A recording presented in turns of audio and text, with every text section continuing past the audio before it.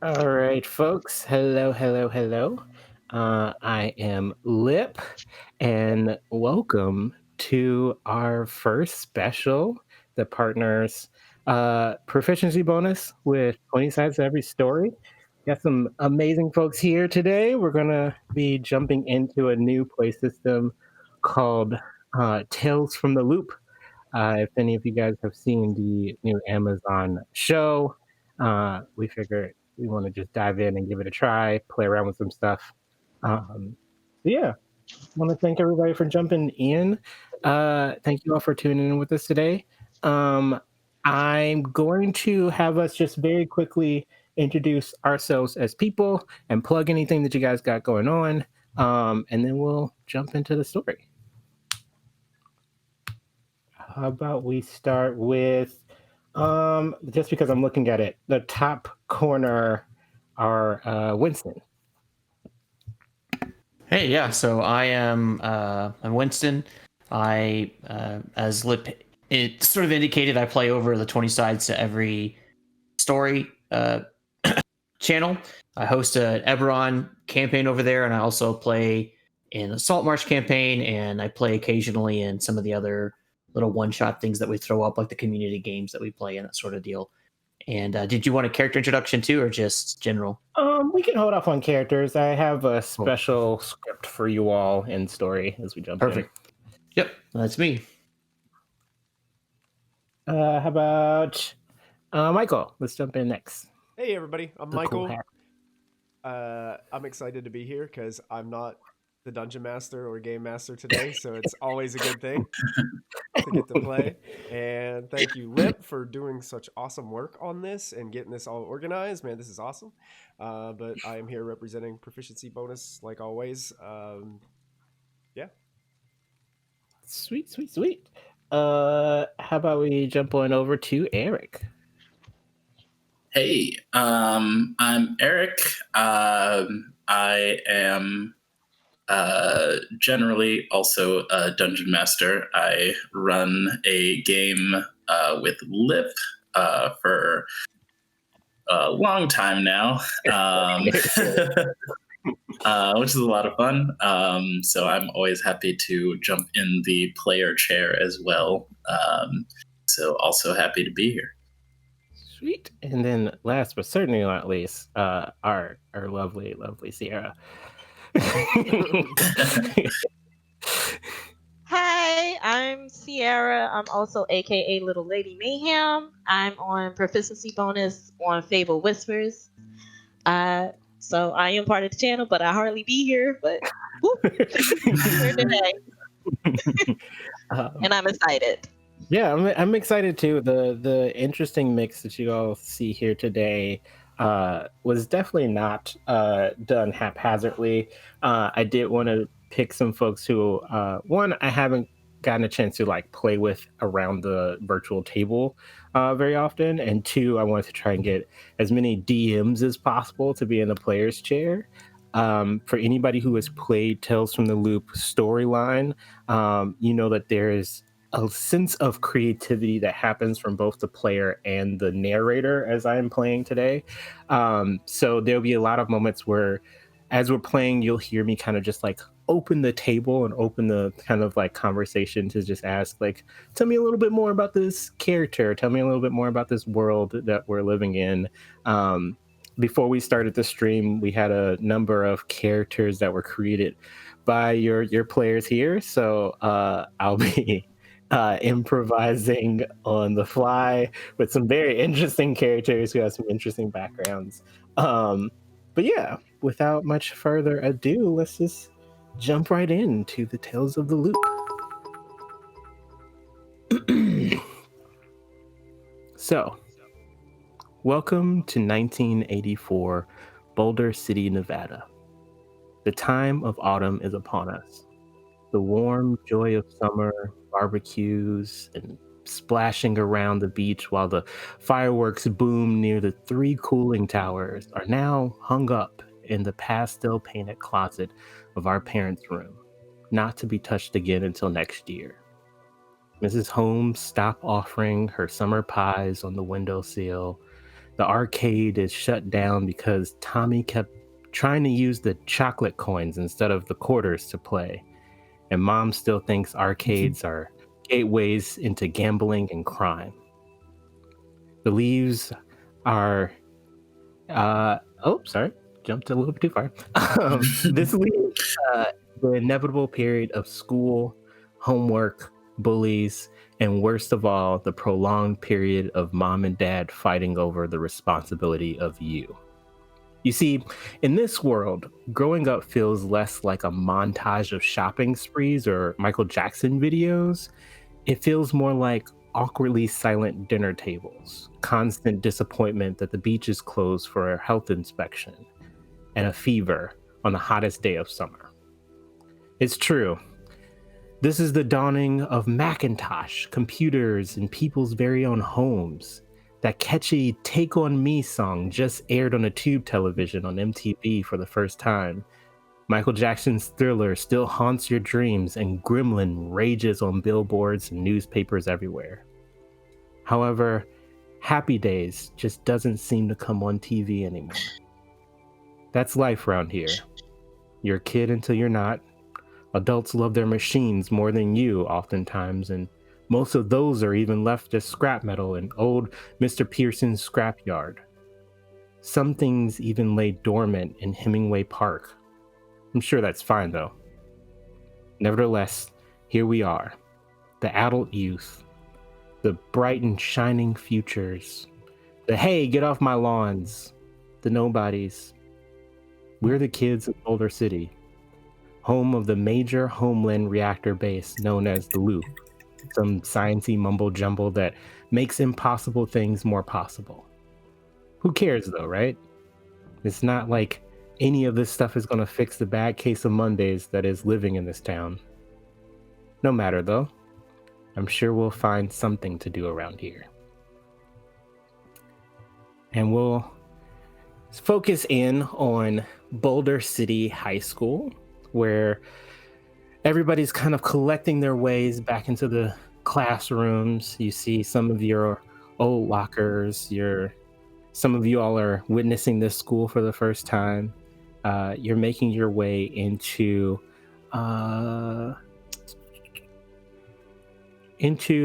Mrs. Morris's biology class. You all kind of have your first period. You all say your hellos to everyone. And as you guys kind of find yourselves in your chairs for the first time, you see some new faces, some familiar faces.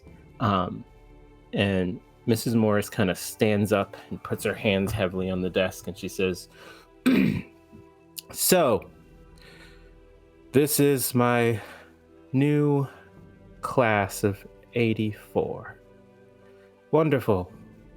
Well, you'll find that on your desk there are a number of packets that I would like for you all to fill out. In front of you, it should say at the top, aptitude test. Now, Brody, I want you to understand, there's no way to... Miss Morris, Brody, say that word. Can you please, question- Miss Morris? Can you say that word for me one more time? The word is what kind of test? aptitude test. You'll find out more when you read from top to bottom.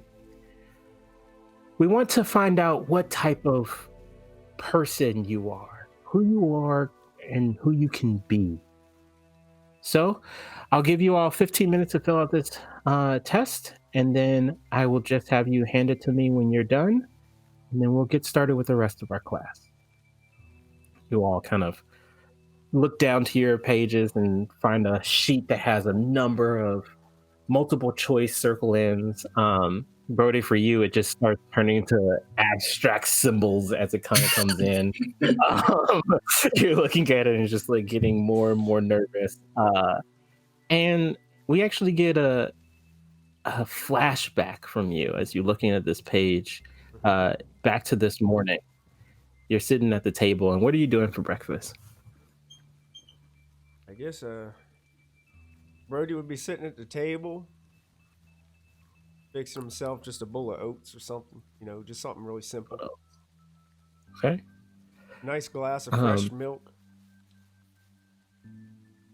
You also happen to see your dad, which you see he's like out in the back too, like working on the pastures a bit. He got up super early because he knew that you were going to have your first day of school today. Pa's always like that, getting up, before the sun, He comes into the kitchen and finds you kind of making breakfast, and he says, "Son, I've been meaning to talk to you." Yeah, sure, Pa. Sure. I sorry I didn't get up early this morning. I was up late fixing the tractor. The bearings were shot. Yeah, I know. You just got to get the rotary screwed in on tight, and then it'll be fine. But you know what? Today we're not going to talk mechanic talk. We got a harder talk to have. Harder talk than mechanic talk. Pa, what's going on? Now, son, this summer's been pretty hard for us. That with your ma and all.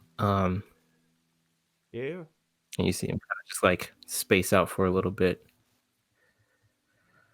Yeah, we're gonna have to make some changes around here. Gonna need to pick up some extra slack, if you understand what I'm saying. Yeah, sure, Pa. I mean, I'm willing to do whatever it takes. Is Ma okay? Well, talked to the doctor yesterday, and I don't mean to make today too hard on you, but looks like Ma's got the darkness in her. The darkness. Yeah, and you see him kind of like slowly tear up and kind of wipe his eyes a bit. I've been telling her to go to the doctor so very soon, but it seems like there's a dark spot that somehow showed up on her lungs. We're not quite sure what this means, but you know what, son? We both still love you, and we're gonna do the best that we can to make sure that you get through this year. But I need you to understand something, son. You're about a year out to you're gonna be starting to become your own man, and I'm gonna need you to start picking up some responsibilities. I mean, sure, Pa. I mean, I love you too. Whatever you need me to do. Is there any way I can help Ma? I'm not too sure about that, but you know what, son? I'll say we'll go ahead and give her a visit later on today, and you know what? You make her so much more proud when you finish those tests and get the A's in class this year. This will be the year for you, man. Well, I sure hope so, Pa. I'm going to try my best, but Yeah. You know what they say. If you do well the first time. I'll tell you what, though, Pa, I think that Miss Morris is out to get me. Yeah, well, Try to grin and bear it. You know what they say about the bull? The hardier they tackle, the more you can just wrinkle them down and pin them to the floor. I'm not talking about your teacher, son. I was gonna say, if I go in there with a rope, I'm gonna be in the principal's office. You know that. just please make sure you don't hog tie Mrs. Morris. Sure, Paul. I'll stay out of the office today. I can't promise I'll stay out of there all year, but I'll do my best, Paul. Just try to make your mom proud. We'll do, Paul. But if you hear anything from Mama, please let me know. I will, son. I will. And as he says that, you kind of see the flashback kind of come back to you in the page, and for the moment, the blurry words kind of attempt to make sentences, and you start to see like, oh, there's bubbles. I can color in the bubbles. That's what I'll do. I can handle coloring in stuff. I can handle this.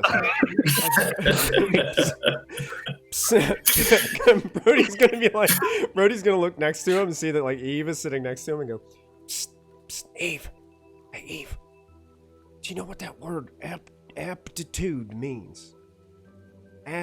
Aptitude. Is that like when you get really sick? Like I'm I'm confused. I'm apt to get a tude. By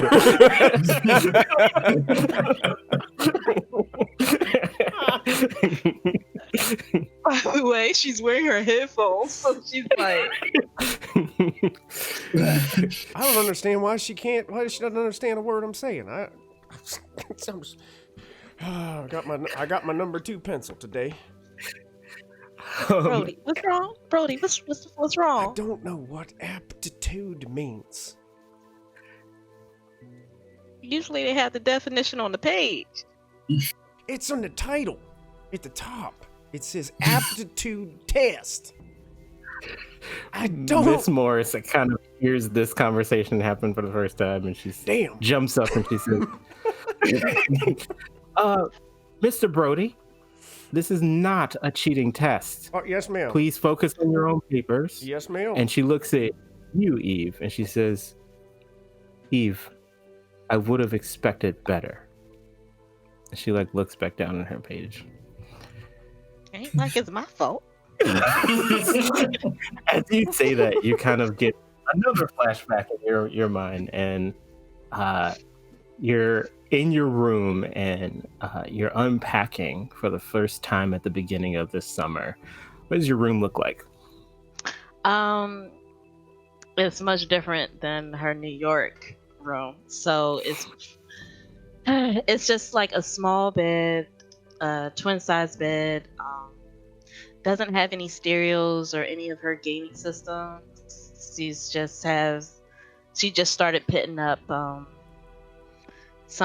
of her Prince posters that she puts up on a brick wall, and tried to make it her own. She tries to put up her David Bowie poster, and she puts her Walkman on this rickety old nightstand that's just a simple wood. The floors is all wooden. It just seems like a box to her. She kind of lets out this like grieving sigh, and apparently somehow that grieving sigh kind of summons our Mrs. Morris, who you know as Auntie Rose, who kind of comes into your room, and she says, all right, so we'll get to sleeping up the floors and organizing this stuff. What is that poster that you put on that wall? Oh, come on, Auntie Rose, you know Prince. I guess. We won't expect too much of this frivolousness around the wall, will we? What do you mean frivolous? It's posters. Like you never listened to Prince before. I'll have you know that I have much more important things. I am a teacher. I have responsibilities. Your mother told me to make sure that you learn a little bit more about responsibilities in that sense. Okay. She's going to turn on her Walkman and kind of like blaze it up through the headphones. She sees you kind of with the music, and she's like tapping you on the shoulder. Excuse me. You do know that I'm talking to you. It's very rude to block out people. I'm not blocking you out. You want to listen? You can listen too. We Just, can have a little dance contest later on. I want us to have a working relationship. You understand?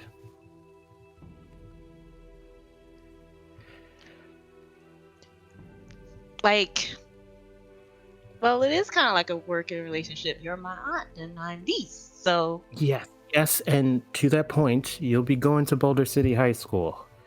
And I don't want to have to baby you at that school. You will be my student, and only my student. well, you know, you don't have to baby me. I can handle myself. True, I just wish you could get your head out of the clouds all the time. It's not in the clouds. Just, I'm here.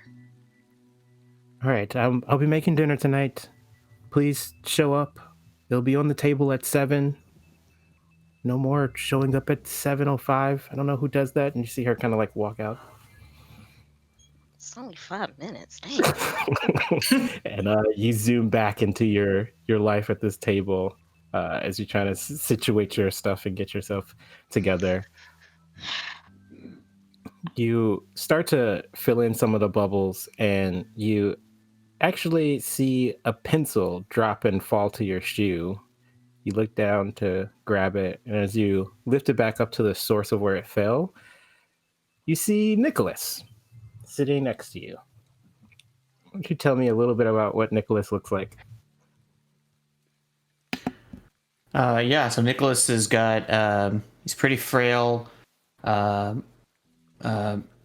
pasty skin, long shaggy black hair, and he is sitting at the desk, disinterested, doodling on the aptitude test, underlining random words, putting boxes around them, drawing things, writing song lyrics, just completely checked out and just staring off.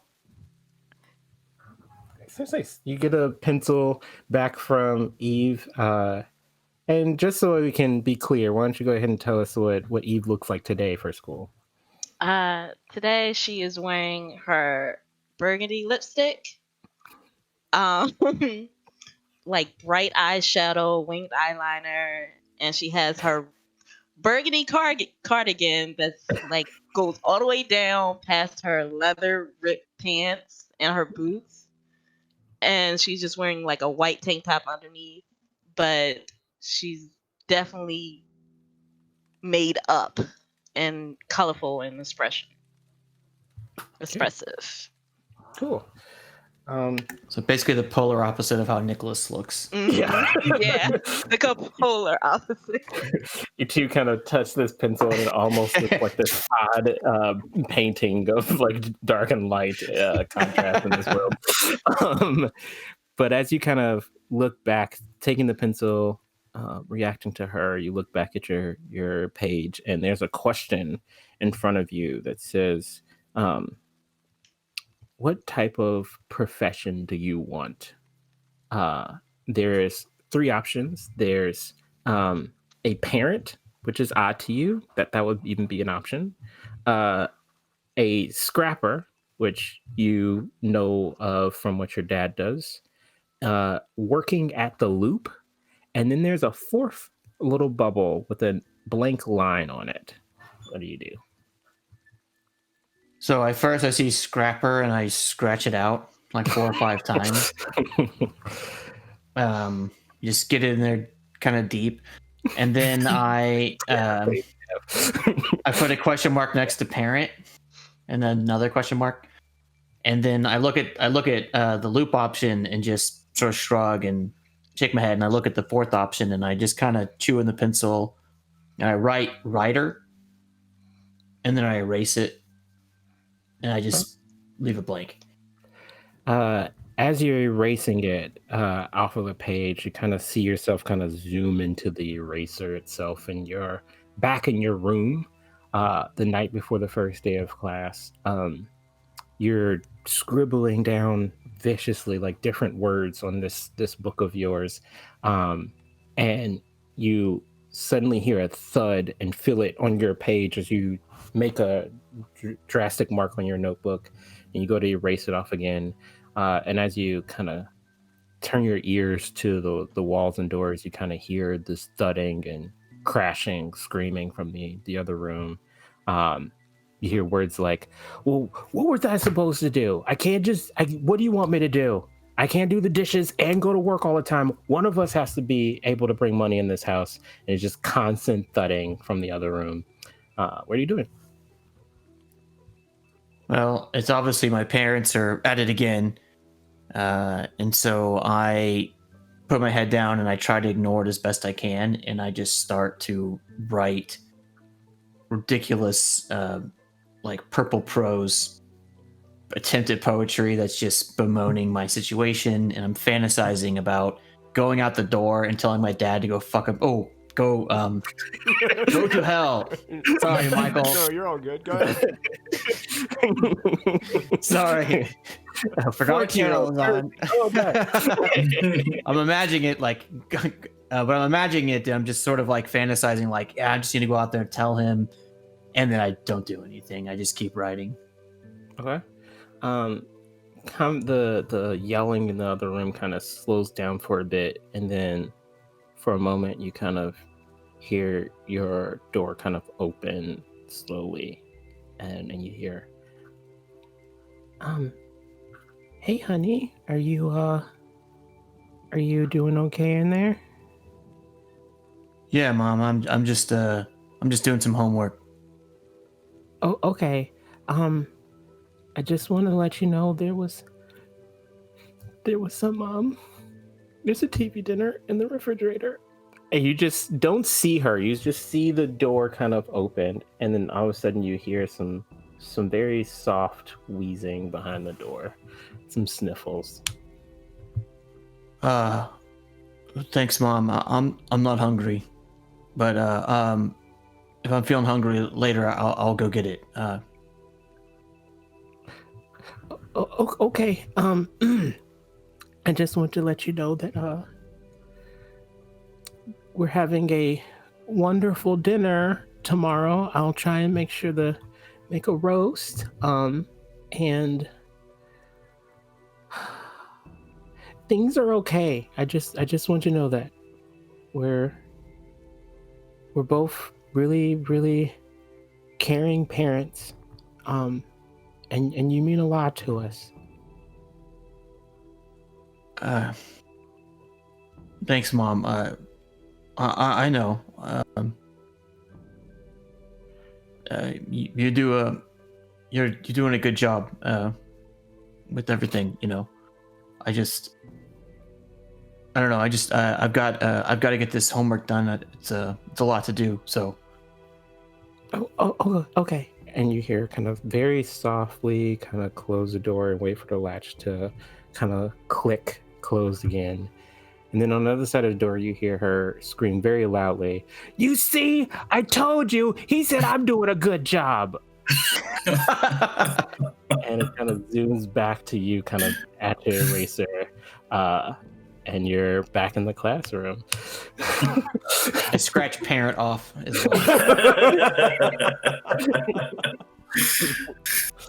well.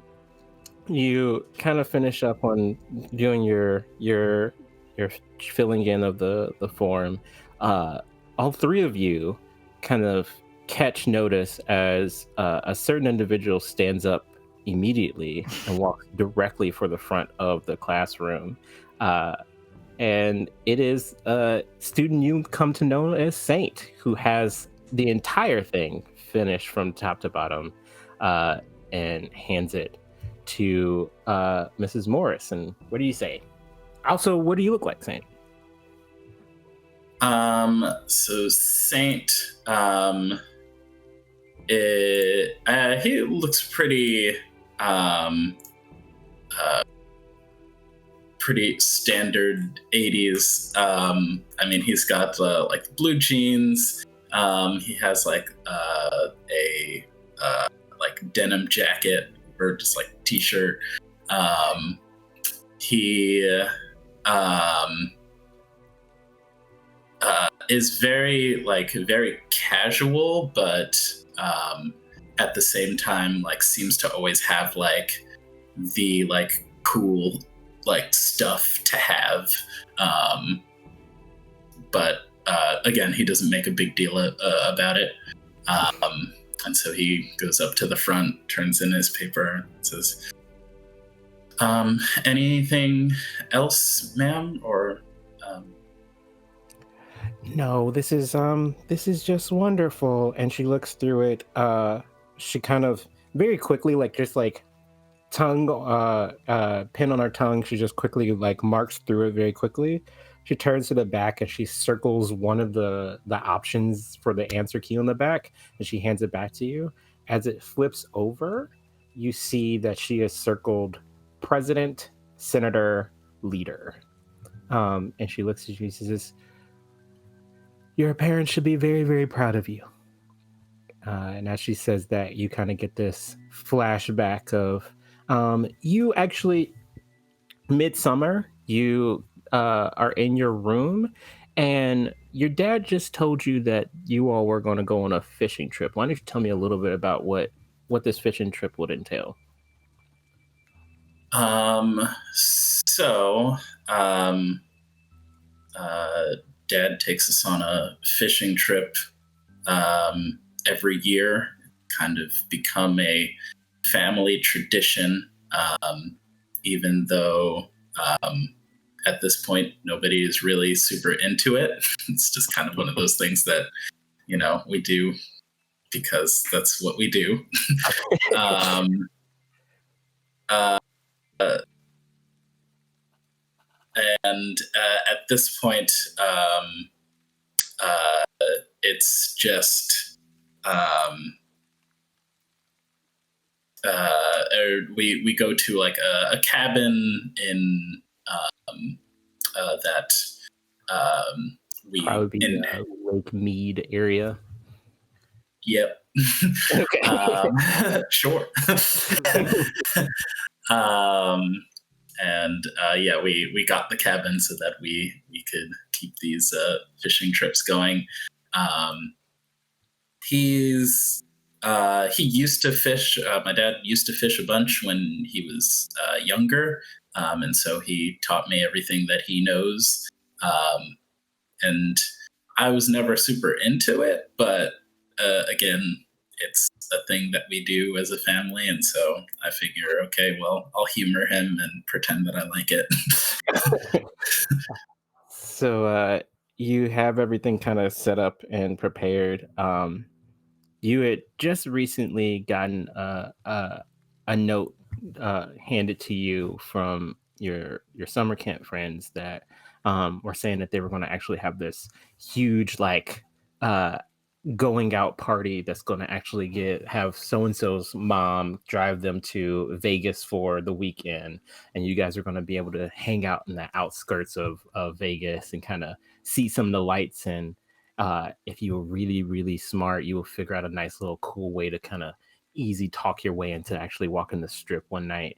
But you sent that message back, the little note back to your friend being like, I can't because I got to go on this fishing trip with my dad. Um, and you kind of get everything kind of set. You get your fishing boots on and you sit down, and this heavy sigh kind of sits in you, and your dad comes and knocks on your door really quick. It seems like he didn't wait to come in. He just knocked and opened the door.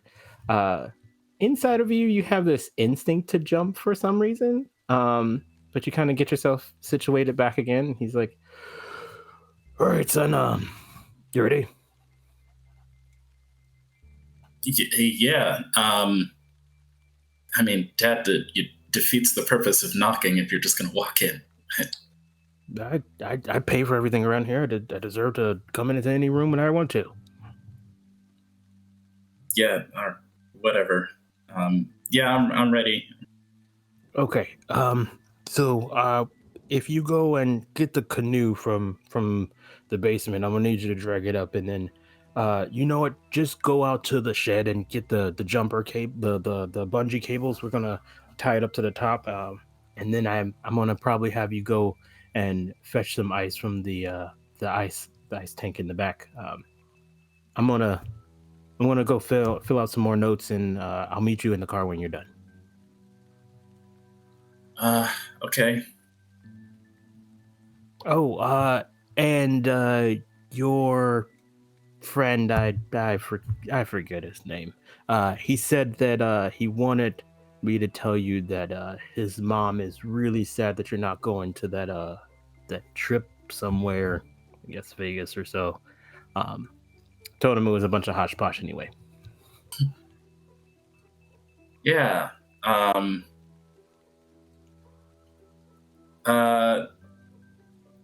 about that. Dad, do we really need to go on this trip? I mean, it just seems like we haven't really been. Do we need Hasn't to really- go on this trip? Do we need to go on this trip, son? I'm honestly shocked. I'm shocked. I'm very, very shocked. Being a part of this trip, this family tradition, it's what makes us men. We go out there, we fish, we cook whatever we find out there. Do you remember? You remember that one 1982? You know, we went out there, we fished out, we found that watery can of beans. We ate it that night because that's what men do. We eat everything that we find in that water. Yeah, I guess that was kind of fun. Good. Yes. It was a lot of fun, and we're gonna have a lot more fun. And we don't need any Vegas trip. What can Vegas give us that a pond of water and a fishing rod can't give us the same? Well, I'm still pretty new, and I'm just trying to get acquainted with more people, and figured that this would be a good opportunity to make some more friends. Friends are liabilities. Friends will get behind you and they'll slow you down. What you need is subordinates. People who you can really rally the troops and push forward. And you know what? Again. You can do that in school. You remember, I tell you every time, when you go to class, you dominate the classroom. There's not a single student that's going to be better than you. You make sure of that. You keep that up, you'll be working at the loop like I will. Yes, sir. He kind of marches out of the room, kind of military-like, and you kind of zoom back in, and teacher's holding you the pamphlet, and just like, yeah, your parents will be very, very proud. Yeah, for sure. As you kind of sit down, the rest of you all kind of finish, and Miss Morris. Yes, I Brody. don't understand this question. I believe you're pointing at your name. Oh no! I'm at the first. I got that. I mean, well, yeah. I better fill that in too. Thanks for the reminder, Miss Morris. That's very helpful. But this one, like, why would anybody choose the last one? Why would anybody choose to be nothing? I mean, I don't get it. It doesn't make sense. I mean, I'm gonna go ahead and bubble it regardless, because none of these other options, they don't really apply to me.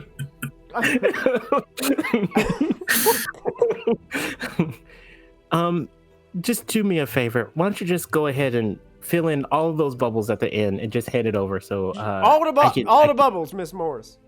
Yep, that's all at the bottom. All of the last one, the one that says D. Okay, but I'm gonna be honest. I don't think I'm gonna make a best parent whenever I get older. But I'm gonna bubble that one in too, like you told me. Gotta rush through it, and then after a while, He just bubbling everything. Before the last one, she sees that you've like bubbled in 3 answers for one question. She just kind of takes it at this point, just like fills it in. she circles the bottom one, and you see her write it in, and then she hands it back to you. It says, "Rancher, Scrapper, Common Man." As she hands it back to you, Nicholas, you actually see author, book writer, deviant. And then Eve, when you get yours back, it's the same one that she circled for Brody, but she left the blank for you, and she put in a little small bubble. Fill this in appropriately. And as she gets to the front of the class, she says, "So as you all may know, for some of you returning to my class and some of you all who have heard about this class, this is your biology class. I am here to teach you about the science that is life. I'm also here to do the best that I can to impart as much knowledge that I have within me in each of you, so that you can take some responsibility for yourselves as you walk out into the rest of this world. I am very strict on my timing for when you show up for this class. I'm going to be very strict for how many times you leave my class. You are to do my homework when I ask it, and you are to complete every assignment in class as it is assigned. If you do not, you may end up like Mr. Jensen here, who is returning to my class so that he can learn the benefits of doing his work appropriately." Now, Miss Morris, did you really have to do all that? I mean, gosh. I'll have you know that as much as I believe that we are to be very strict about our achievements on our own, there's no way that we can achieve that solely alone. You will find that as you go through life, as biology will teach you, most organisms move in packs. They are best successful when they work together. And so for your first project, not now, Eve, I will answer questions afterwards. And you see her like get a little twitch. You will be assigned into groups and you will work as a team. You will try to accomplish one task and one task only. And you see her kind of go into the drawer and she opens it up and she pulls out a carton of eggs. She pops one open and she says, "I want each of you to work as a group to create as much of a successful life to this single organism." Now, you all filled out these aptitude tests, so I assigned you all each as a member of your own community. And she looks to you, Saint, and she says, "Mr. Saint, can I have you please come up to the front of the class?" I get up and walk over. She places the egg into your hand and she says, "You will be partnered with Mr. Jensen, Mr. Sweeney, and our new friend here, Miss Morris. Each of you all will have a shared responsibility with this egg. It is important that you keep it in a safe environment. You are not to break it." She looks at you, Brody, and says, "You're not to eat it." Dang nabbit. And she looks at both Eve and Nicholas and says, "You're also not to change it in any way. And not to see any clothing on these eggs, any drawings or graffiti on these eggs. These eggs should appear just as pristine as you got them. Is that understood?" Yes. Yes, ma'am. I mean, I guess I get it, but can we just wouldn't we just be able to leave it somewhere and then bring it back? I mean, is there something that we're supposed to do with them? You are to care for them. They are not to leave your sight. One of you will be responsible for it at all times. Yes, Miss Eve. Miss Morris, but you said we're supposed to care for the egg, right? But doesn't that mean we have to clothe it? We're supposed to apply, like we do for an old child. We're supposed to clothe it, teach it, talk to it. Is that okay? She like looks at the ceiling as if like this is the least opportune moment for her. You are all allowed one article of clothing. And that is all. Okay, thank you. Your grades will be affected on the quality of these eggs in 1 week's time. Eve, I'm gonna be honest with you. I don't think I have a shirt that's gonna fit that egg. I got you. I can fix it up. And we can give it like a little jacket, maybe some pants. As you all kind of make your way back to your seats, she assigns the eggs out to the rest of the groups in the class, and it seems like there's 3 or 4 different like groups. Actually, Nicholas, while you're sitting in the classroom, you kind of get a chance to hold the egg for a moment, and you feel just under your leg a nice quick swift kick, and the egg kind of goes up in the air and you kind of stumble to catch it. And as you look behind you, it is your most cherished friend, Pete Wesker, who then just like lets out a barreling laugh.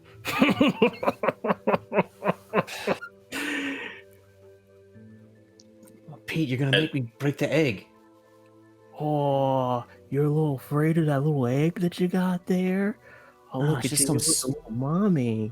You're next to you. Saint would. Do anyone smell cabbage? I smell cabbage. Not you, bro. As I see this, like Saint would like rush over and like would just try to like grab the egg himself. Be like, dude, chill out. Oh, I see what this is. You guys got a little group here? You're gonna start a little boy band now? Yeah, Why? we're doing Because you don't a have any group friends? project. He hears you and he looks over to Eve. He's like, "You shut up, you. You don't even know what your face smells My bad." face smells? I think it smells like soap. I think you just need to fix that up and learn how to use it. Listen here. Hey, Pete, you know what? That's not him you smell, that's me.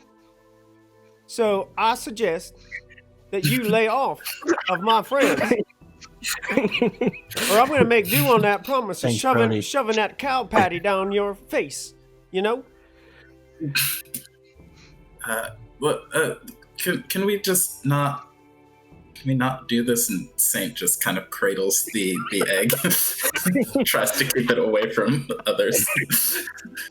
I'll just have you all know. You all get in my way. You all bother me so much this year. I'll be in your worst nightmares. Yeah, Kinda your face stand is up. pretty weird. He walks off and he is actually going to try and shoulder check you. He's going to try and shoulder check you, Saint. So, we're going to have our first roll to see what happens here. First roll of the game. This dude. First roll. I'm going to have you make me a move check. Oh no. I sure will. Keep hold of this egg when you get body check. Oh. Please don't drop my baby. Do not drop our child. Oh no. In front of the teacher, no less. As you get shoulder checked, you find yourself stumbling too hard to kind of hold on, and it slips right between your hands and shatters onto the floor. Oh, good Lord Jesus. You Miss all- Morris, he just killed our child. Hey, what are you? Captain won't need that shirt. He just killed our child. Miss Morris looks at you, Saint, and says, I am shocked and disappointed to be in. I just. Miss, And she just Miss kind of- Morris, you got a whole carton of them right over there. Can't we just take another one of those really quick? I mean, She gets another one. the assignment doesn't And she- start until we leave class, right? I mean, isn't that the way this works, Miss Morris? She puts the egg back in your hand, Saint, and she says, I want you to focus on your assignment. You have a responsibility to make sure that this egg sees no harm. Do you understand? Yes, Miss Morris. It was my fault. I'll do a better job. Eve, after class, I would like for you to clean up the egg splatter. I can But help. I didn't do it. You all kind of see her just kind of go back to the seat, and the bell rings. You all are free at this point. You kind of go through your other classes. What I'm going to do now is I'm going to open it up a little bit to you all. You now have this new egg, and you have about, I would say, maybe an hour within this class. I'll say 45 minutes. What is it that you all are doing, either together or separately? I'm gonna go over to Nick. Yo, Nick. Eve. Okay, who is that guy? He looks like a freaking cow. Who is he? It's just podunk town. Just some bully. You know, every town's got one. No offense, Brody. No, none taken. But I don't mean anything about not say anything bad about podunk people, but I don't it's even just- really know he what just- that word means, so it's all good. It's all right. It's a compliment. Well, thank you. That's just Pete. That's just Pete. He I don't know. He's always been just a big jerk. Just picks on me and pushes me around and everything. It doesn't really matter. I mean, I thank y'all I thank everyone for sticking up, but he's just a nobody. Doesn't mean anything. At this time, I'm going to show you guys an image and a small description of Pete Wesker. Oh. He's gonna look like a cow, isn't he? Better. Oh Yeah. my god. Yes. Mother. Yes. No. Yeah. Oh no. Pete. Pete Wesker. So It's even better than I could have pictured him. jeez. I'll say, like, kind of gather everybody together and be like, hey,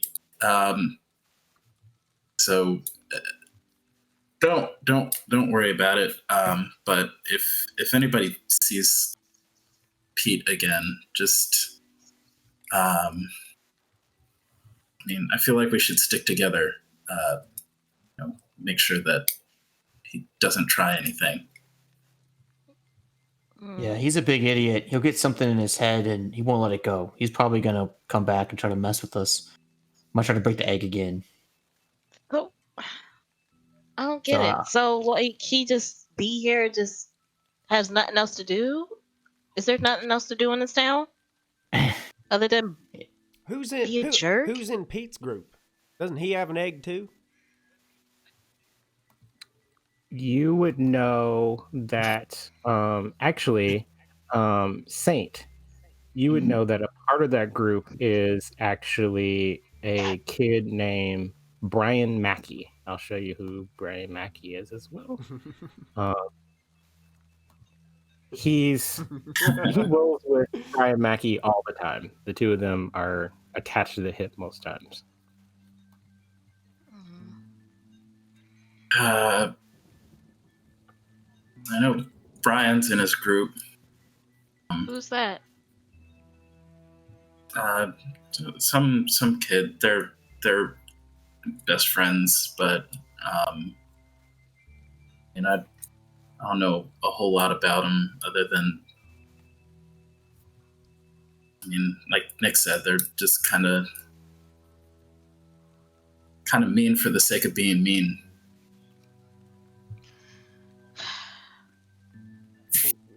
You know what? Brody, you're not thinking about trying to break their egg or something, are you? Oh, I was. Well, since I don't think that's she good said idea. it first, sure, yeah, I actually was. I was going to deny it, but the thought had crossed my mind. Yes, but who's to say? You know, if the egg gets broken, we can just get another egg. I got plenty at the ranch I can grab. No. Yeah, but it's kind of crazy. I gotta pass this class. We're gonna pass this class, Brody. I told you over the summer, I'm gonna help you. Well, thank you. Where are you having this conversation at? I thought we was like, are we huddling a group? Are we to, like out by put the our desks lockers, together? or are we out in the classroom? Are we like changing classes or something like that? Or are we still in the same class? Yeah, the class will be have the bell is rung. You all would have had this next. Oh, okay. it's next period. Yeah. Okay. Oh, actually, where's my locker? Do I? It's right over You there, would Eve. have you would have a little note that has a little number on it. Ah. Okay. Well, So, yeah, I'm like, someone's got to take first shift. I mean, who's in where's everybody got for the next period? What do you all have for next period? I have math, so I can take first shift.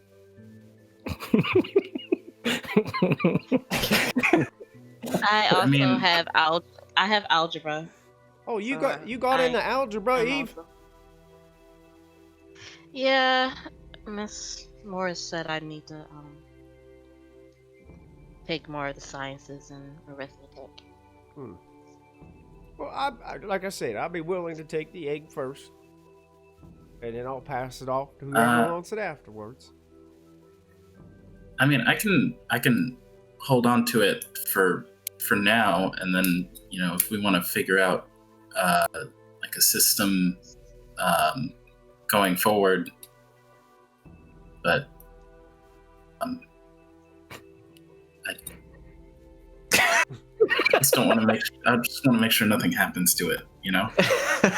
It's getting so Well, uncomfortable. Saint, I'm real trustworthy. I'll take real good care of it. I know. I just I don't want us to have to figure out on the fly like who's passing it off to who and all that. I mean, I can just hold on to it for now until we figure all that out. We can make like maybe make shifts for like day or so we have to. Well, that's fine by me, Saint, but that's all way too complicated for me. So you guys can figure that out and just let me know when it's my turn. One thing I did want to ask you, Saint, in there with the whole Pete and egg situation, you know that wasn't your fault. Why'd you say it was your fault? It was Pete's fault. I saw him do it. Yeah, I don't know. I just figured it was easier that way. Just because it's easier, don't make it right. This town is weird. I already see a budding relationship happening right here. You all kind of see that as Saint kind of retracts into himself, there is a thunderous roar of noise that is kind of coming down the hall. And to your surprise, it is, of course, this terrorist group of folks, Pete Wesker and his team. And they are just knocking people into lockers. They're throwing books up into the air, knocking papers down. And you actually see Brian kind of come past you all, and it seems like he's about to like check one of you all when Pete actually knocks him to the side himself, and he gets real close to you, Saint, and he says, I see that you're standing up for your team. I'm willing to bet you that I can definitely out egg your egg any day. Well, that's Doesn't make sense.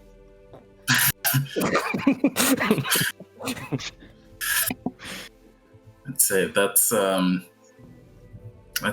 seems like a really noble challenge there. We'll see what happens when we bring the eggs back. He says, you're on. You know what? You think that you're so high and mighty just because your dad works at that fancy job at the Loop? I know who you really are. I know your secrets.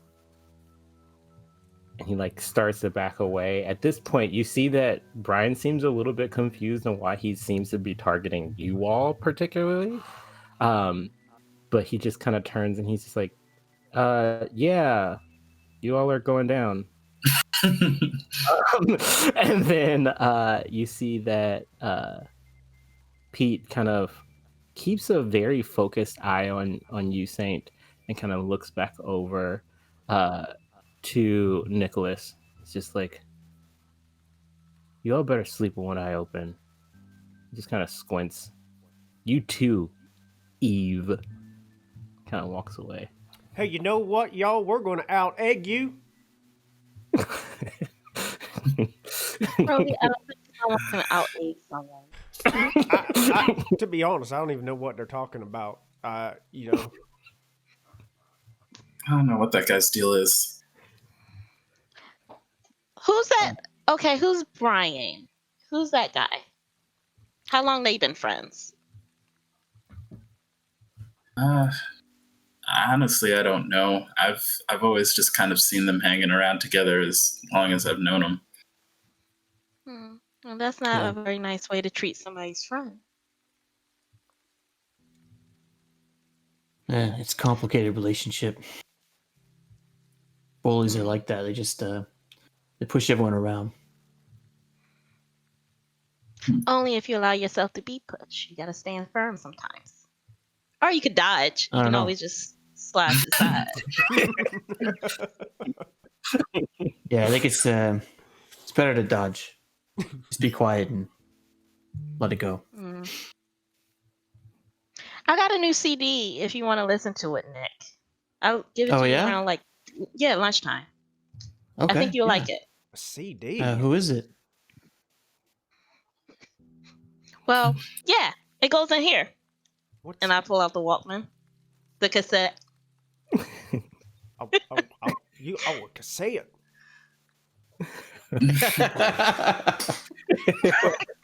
Brody, you never listened to a cassette tape before? I've heard. You don't have any. I've heard of these things. Yes.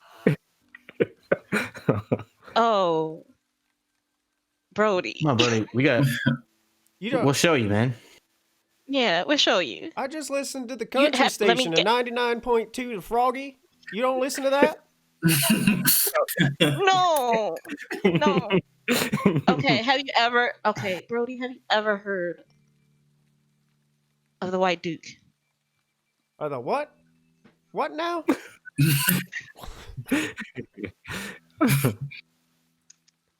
Bowie, I think I have to introduce you to some real music. Have you ever heard? Have you ever heard of Alabama? Not the state. The state? Not the state. The state?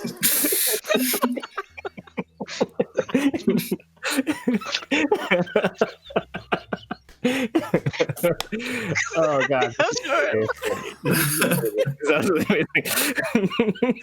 And we fade the scene. Yes.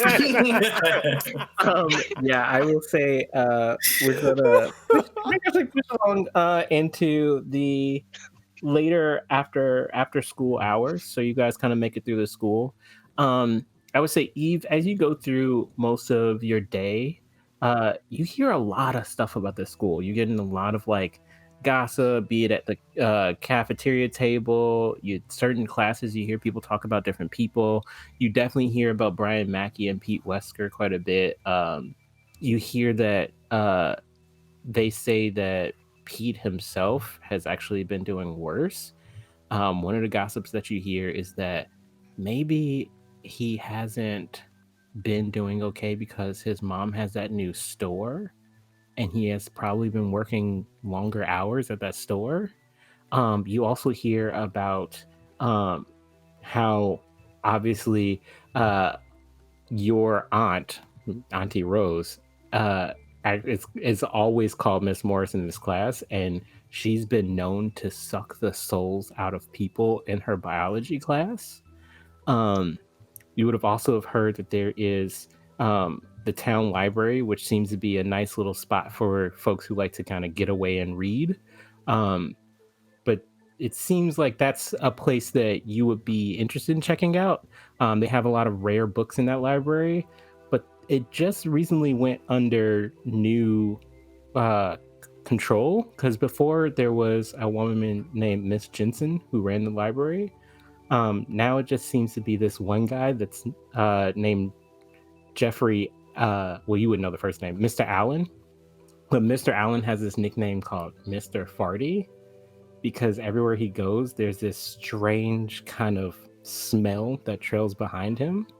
And since he's taken up the library, it's been kind of hard to kind of stay in that area without that smell kind of wreaking havoc.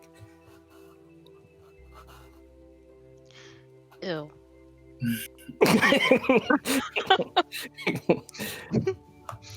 Mm-mm. But yeah, you gotta make it through the drama things. School, it's neither hit or miss. You find yourself kind of trailing out of the window most of the time, but you get through to the end of class, and you're free to move about the city. What I'm going to do for you all too to help out, I'm going to switch us over to a map. Ooh. A map. We're going to move over to I love Gold maps. City. I moved you all very far away. There we go. Ooh. And this is our town. As you see in our town of Boulder City, we have our high school, where you can see here. You have your Boulder movie theater up in the top corner. You have the police department. You have the church. You have a Boulder City hospital. And I would say after school, Brody, you would know that your dad told you to meet you at the hospital after school.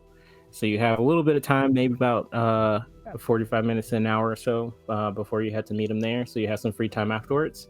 I would probably say, Nicholas, you typically, from what you kind of do, is to just avoid having to go home for very long periods of times. You do spend quite a bit of time at the library as well. You, however, don't know that it seems like Mrs. Jensen is not at the library anymore. And then Saint, I'm not quite sure where you would go. You would have a free range as well. And how we'll do this too, so it'll be a little bit easier. If you guys are breaking apart, you all can just say, I want to take this scene, and we'll have that scene with you all, or with you or whoever that person is. Okay. Who's going to take the egg, first of all? That's an important one. That is important. I think Saint would have said like, "Oh, I'll hold on to the egg for the day, and then maybe tomorrow we can figure out somebody else who will take it." Okay, we need to name it, you know. Wait. You're going to name the Yeah, I egg? guess so. Yeah. Why How on? about Bowie? Oh, yes. Let's name it Bowie. I'm okay with that. New title of this episode: An Egg Named Bowie.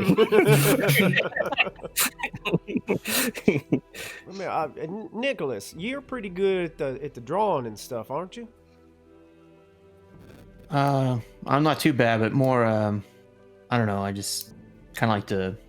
I do it a little bit, but I like to write and. I mean, nothing good or anything, but yeah. No, I know Miss Morris said not to do anything to the egg, but I'm gonna be honest with y'all. Unless somebody puts like a little face on that thing, I might eat the thing. By accident, truly by accident. I mean, I'm just saying. I mean, I mean, I don't know. You know your aunt better than we do. Do you think she'll fail us if we draw a face on it? Oh, yeah, definitely. Yeah. Man. Yeah, she seemed pretty strict about that. Is there a way we can like is there something like washable that we can maybe like we put something on it and then, wash it off before we have to bring it back to class? I have makeup. You know. Oh, perfect. That might actually That would work. Yeah. That's good. Okay. She digs in her book bag that has like random keychains on it of like different flowers and animals. And then you see a David Bowie keychain and and a pen that says AC/DC on it. Nice. All right. You go ahead. Do you want to draw it on? Yeah, sure. I mean, make him. let's work together on it. Actually, I'll do his eyes, and so I'll do Okay. the eyes, and I'm gonna try to draw it with like mascara and like all done up, like Yes. I don't know what era Bowie we have at this time period. The But, eyeshadow Bowie. Eyeshadow Bowie. I'm do my best. Kind of sketch it in. This is the early '80s, so it's I'm gonna draw glam the Bowie, lip. right? It's glam rock. Glam Yeah, Bowie. glam. Yeah, Glam Bowie. She's gonna do the lips and make it like it's pucked, like. Mwah. Yeah. This will come off, right? Yeah. Okay. Yeah, you just put some water on there. Or you can use some Vaseline and just take it off. As this is happening, you all kind of sit up in the like little open area of the school, like the like playground area, and you work on this egg. You notice that Saint is just kind of hovering nervously over you all just to make sure the egg is perfectly put together. And as this kind of continues on, Saint, you actually see a very familiar face. It's a very unfamiliar face to you, actually. You see your old childhood friend, Sadie Tanner, walking up to the school. She looks better than she did when she was younger, actually. Way better. She has, she has next to her somebody that looks almost like a strange carbon copy of her. But much different. Sadie herself seems to be a very put together, kind of neat looking individual. She has like a necklace with pearls. She has this nice little like pink Sunday dress. She's wearing like these nice little end of summer sandals, kind of like gladiator sandals. And she has her hair kind of up in this like neat little like bunch. And then you turn to look at her sister, and her sister, God, because I got to look at this, and I'll show you a picture. Her sister has these kind of cat eye glasses. She has this Rambo red bandana around her forehead. Her hair is kind of knotted onto both sides to look like they're supposed to be pigtails, but they just seem like bunches of hair. And she has this acid wash dye purple on the tips of all of her hair.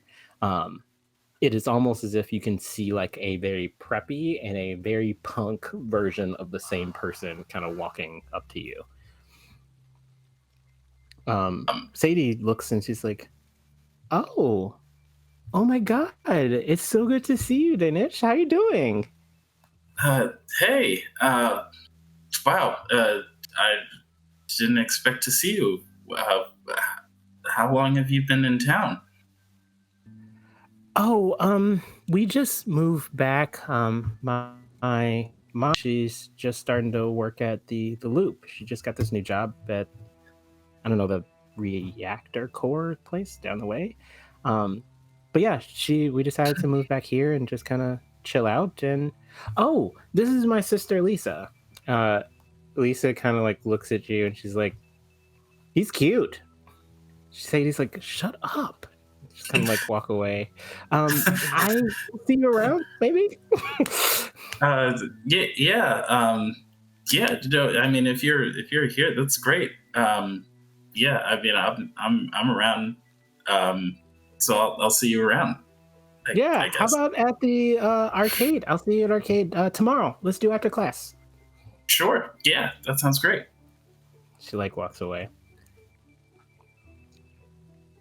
I look at the sisters Rambo. As they're walking away, I will show you both of them. This is Lisa Tanner, and this is Sadie Tanner.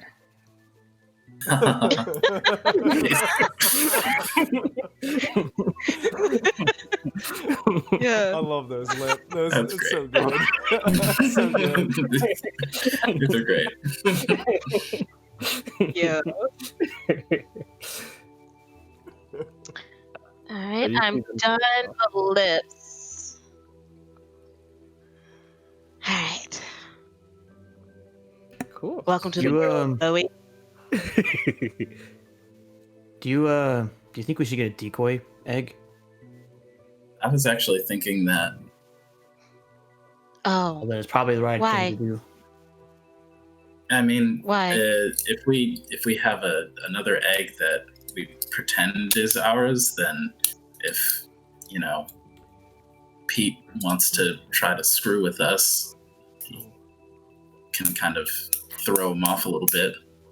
Hey guys. Instead of breaking his egg, we can just take his egg. We can liberate it. I think it's called kidnapping. Who are the bad Egg kids? Now I'm all for liberating, but I'm not all into this Good, kidnapping stuff. I don't know what that's all about. But Sorry, Brody. I was just confused. It's liberating. I'm kind of confused too, to be honest. But anyway, I was thinking about what Saint just said, and it's kind of funny. Lip, you said that we can kind of tell this story and go with it, right? Okay. Yep, go for it. Brody takes off his Here we hat, go. and there's a stolen egg on his head under his hat that he took from Miss Morris. Oh yeah. Oh, that is so sick. I kept this one real I was safe gonna during ask the day. if you. I was gonna ask if you had eggs at your ranch or farm or wherever, but that works too. I guess. I guess now, if I think about it, that would have probably been the better idea. But Hey, Well, that's easier.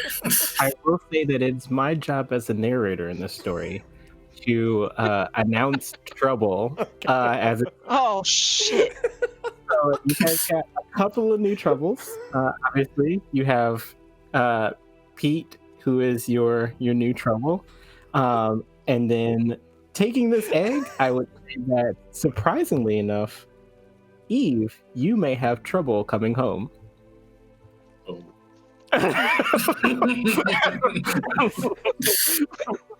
All depends on how you It's all good. It's all good. It's all good. It's all good. We got it. We got the egg.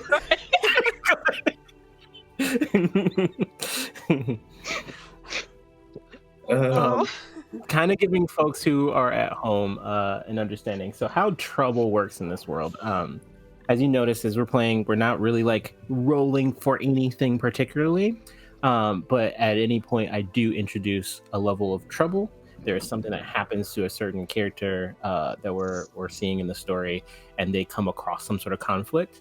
They'll describe to me what they want to do to try and alleviate the trouble, and then they will roll for it based off of what that trouble is. And depending on the success or fail, as we saw today, the trouble with the egg, there was no successes, so the egg broke.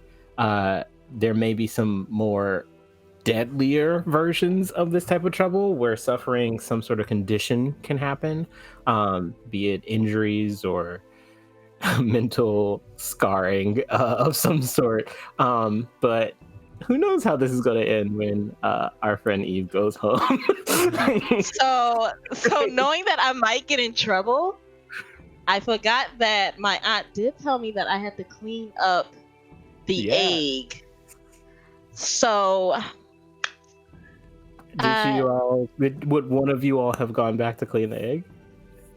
I didn't until I just remembered. I said She that I was just going to remembered. go and help. Did you go and clean it up prior to, or are you just now remembering as well? She's just remembering. Her head is in the clouds. All right, so yeah,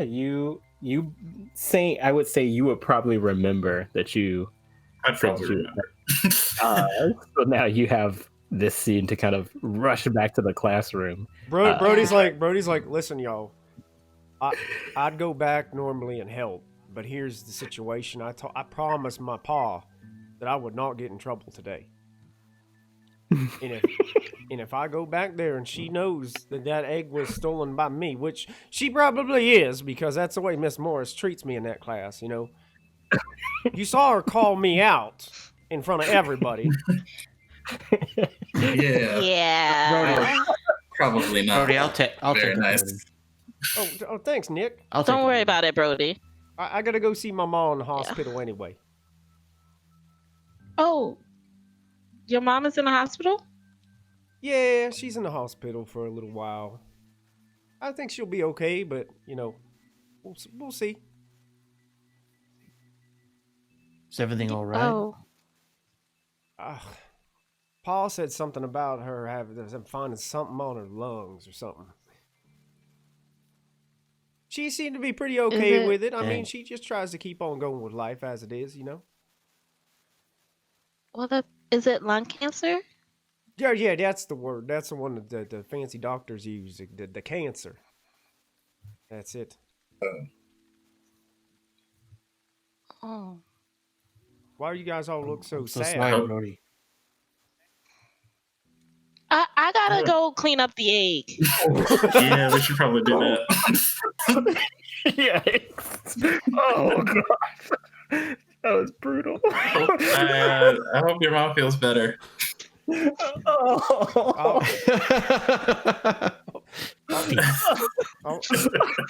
you know why. Let you know why. I'll tell her y'all said hello. Oh gosh. Okay, so I'm gonna make that a scene. You going back to the hospital, and then I'll take the scene of you all going to the classroom. Nicholas, is there a certain place that you want to go at this point? Yeah. So I will run off to the library. Okay, I need cool. some time to decompress. Cool. So we'll take this scene in the classroom because it's most immediate.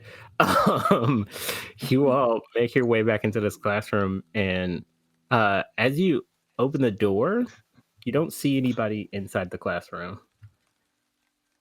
All right, coast is clear. Hurry up and get All the right. broom. Yep. Where's the broom?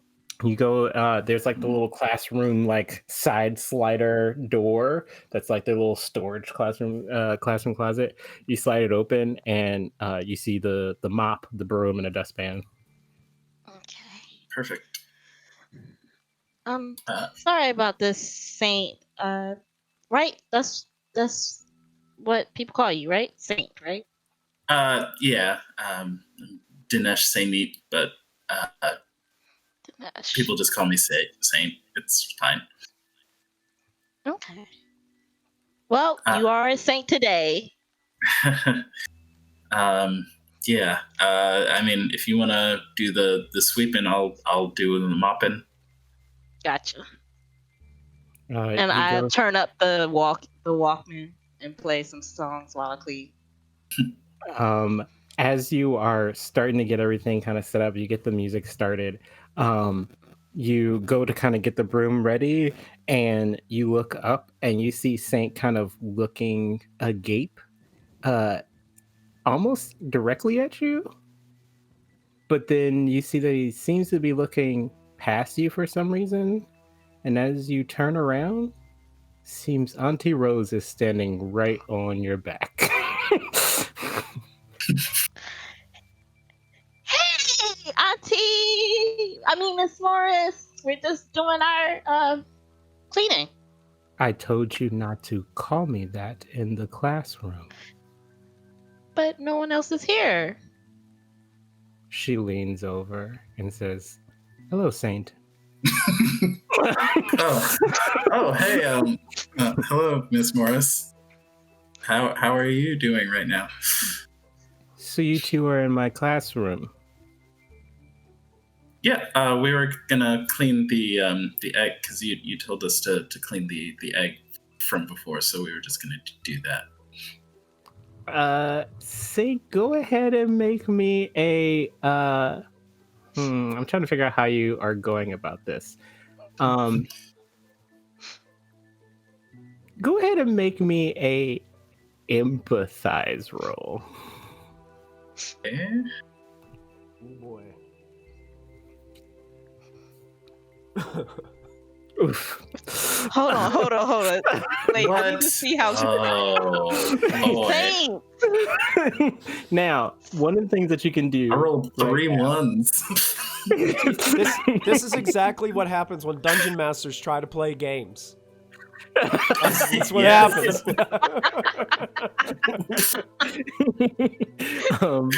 What you can do now, because it's immediately happening, you can choose to describe something to me that causes you to push yourself, meaning that you're going to immediately try a different tactic that you failed this one, and you will re-roll a different one.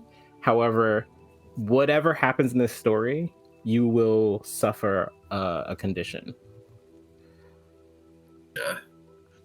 Let's Or see. you can just choose to take whatever consequences coming on this. I don't know. You could push it. Yeah, I think I'm just gonna try to use that the old Saint charm, and be like, hey, I'm a good student. In fact, I'm your best student. I'm not trouble for you. This is what happening in my brain. But I'd say,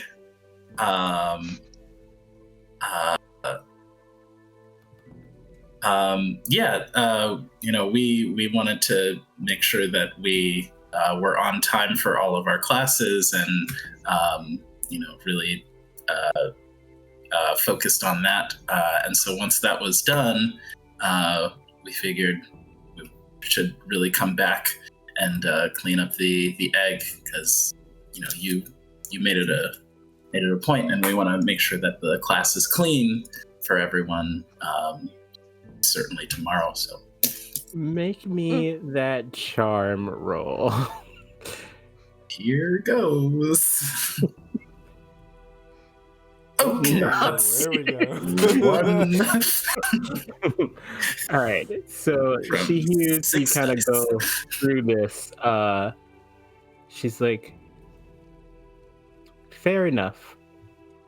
I'll leave you all to clean this and make sure that you're quick about it. I definitely have much more preparations to do before I have to go home.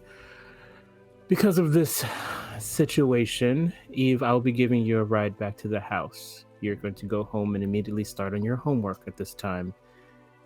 Also, Mr. Sainit, I should let you know that this disappoints me.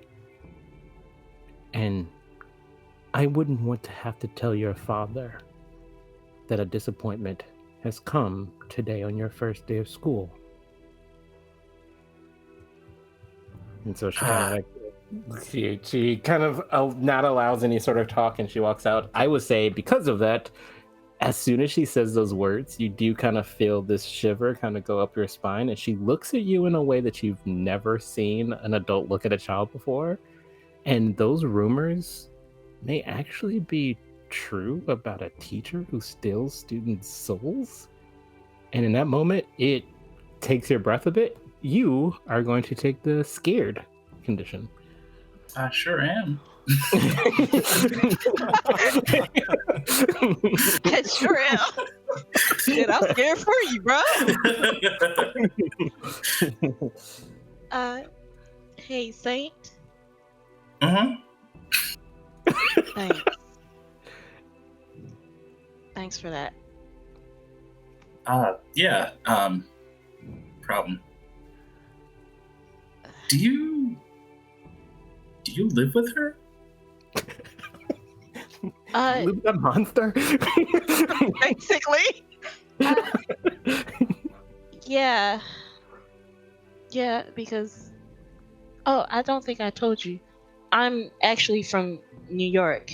So I'm pretty far from home. But I had to come down here for just try a new school. My mom said that she wanted to get me out of the Bronx. So Right. and I'm just sweeping. Well, Trying to divert this conversation. she seems difficult. Yeah, which sucks, because she used to be really cool when I was young. I don't know. Has she always been like this? And I'm just sweeping. Has she always been like this in school? I mean, she's been pretty. I mean, I guess so. I don't know. Today she seemed different than what I remember. I mean, I've never really had her class before, so I don't really know. Oh. Well, 7 years ago, she was pretty rad. Okay. I will let you guys kind of commiserate as you guys are still cleaning up this egg together. And it doesn't take too much work to kind of get everything kind of cleared up. I think just in your fear, Saint, you kind of make sure that the desks are also aligned perfectly. Her table is like neatly polished. You make sure the door is polished as you walk out of the door. I mean, while I got some soap in the mop bucket, I'm just I'm doing the whole floor. I got time. So it takes you some time there, and we'll switch on over to the library. As we get over to the library, and I think it's not too important, but why not? We'll bring you a map just so we can see how much distance we got going on here. I don't know if, well, you all can see it on the screen. You would probably be just like maybe about a couple of blocks over. This library, is similarly connected to the school. The school itself seems pretty like wide open and spacious. The classrooms and everything are pretty small, but all of the districts around seem to be centered around the same municipalities. So like the library is connected to the school. The police department is for some reason connected to like the sports team group. So it's like all in a multi-purpose building. It's not uncommon for you all to kind of see these kind of buildings connect to each other. A grocery store is probably also a bank, which is also like a renter's owner property space. The city hall is also the stadium for the team like soccer game. It's just all kind of humbled or jumbled together. But as you kind of go into this library, you see a number of folks. You also see Sadie, who's walking around the area. Um, and she seems to be having a very kind of whispery kind of conversation with her sister. She looks over and she kind of neatly like waves, knowing that she like hang out with Saint. Um, and then she kind of goes back. Lisa kind of gives you a longer look, and then they kind of go back to their table. You find a spot that's like your usual spot, probably in this library. Um, and as you look to the desk, the front desk, there is no librarian at the table. So I noticed that, and I hop up and I go to the front and just see if I see Miss Jensen. It occurs to me that I haven't seen her since the start Yeah. of the school year. I hadn't really been thinking about it, but right. Yeah, it kind of hits you. You look around. You don't see anything, but you get a weird smell of kind of rotten egg. I look around to see if Brody's followed me.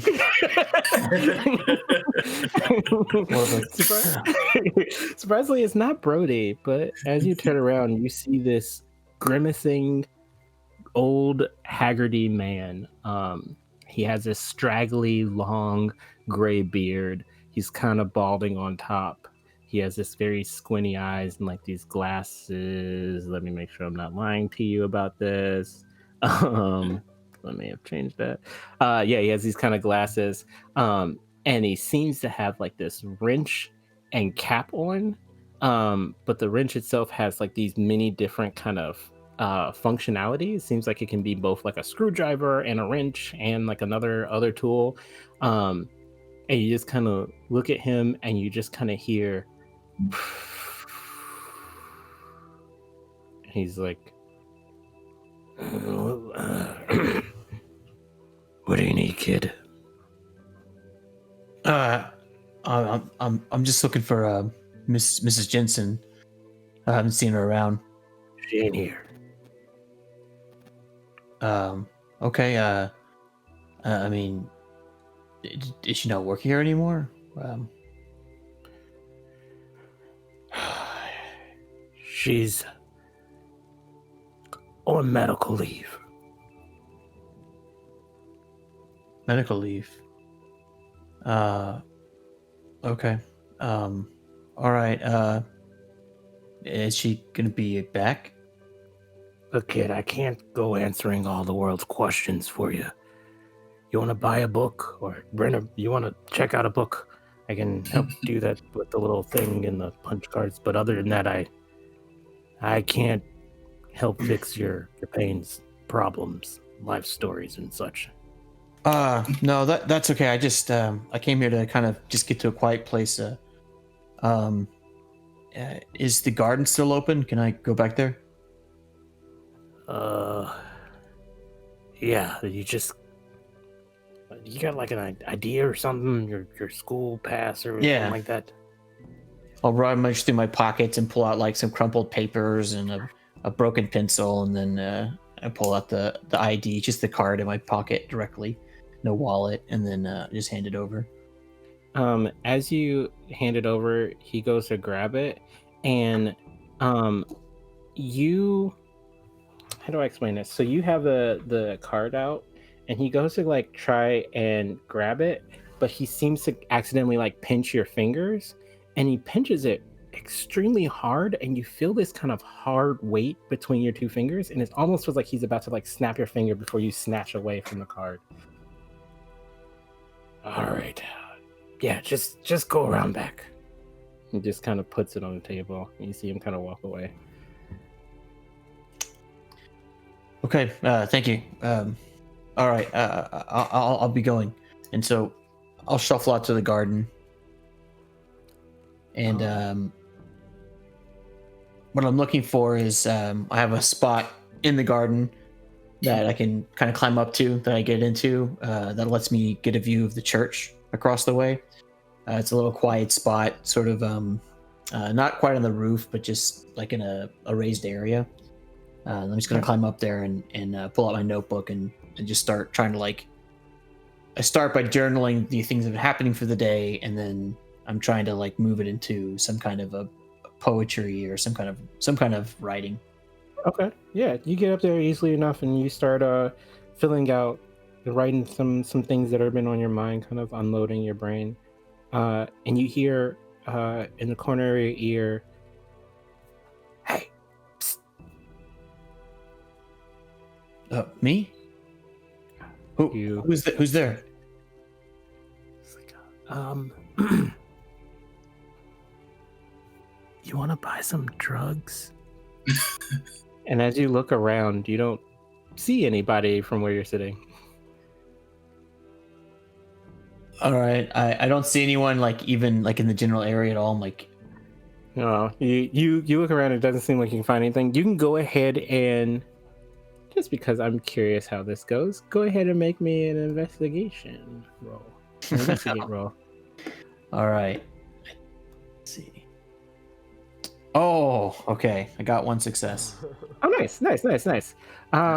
Yeah, easily enough, you kind of scooch to the edge, and you're looking down, and you see like the garden area, and then just like behind the door frame, behind one of the gutters that kind of come down, and the rain protector, you see a little head and a small purple like knotted braid to the corner.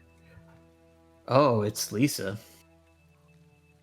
I'll hop down and I'll go over to her. Was she talking to me? Yeah, you see that the closer you get, the more that she kind of like leans up against the wall, and she kind of looks left and right. You're like, what are you doing? Are you selling drugs in the library? No, I'm not selling drugs in the library. I'm selling drugs next to the library.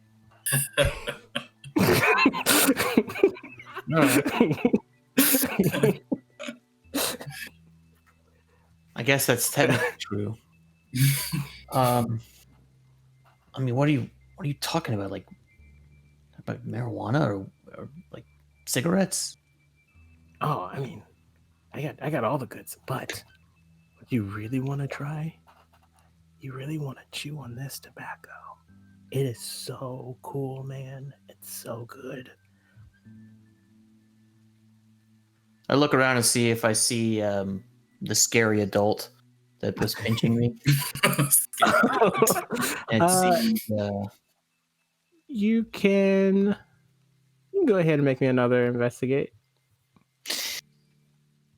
uh-oh. To your knowledge, you don't see anybody there at all. So like, what's it taste like? It's grass, kid. It tastes like grass. Tastes like grass? Yeah. Okay. It's not gonna hurt me, right? It's just like makes me like. Have you never done any drugs? What is going on? Smoked a cigarette once, but not any. All right. Well, this is going to take you to a whole new land, man. It's going to take you to places you've never even seen before. You see, you have to understand something. We, as human nature, only use about 15% of our brain. You eat this stuff, you'll feel all of it, man. All of it. You said I feel like I'm going someplace else. Oh, yeah. You'll definitely go places. Okay, I'll try it. All right. Here you go. Oh, and you know what? You won't have to pay me back for it. Just ask your friend, what's his name? Saint, that I want to see him in the forest tomorrow night. The forest? Okay, yeah, I can tell him. We have like a whole egg thing, so I have to see.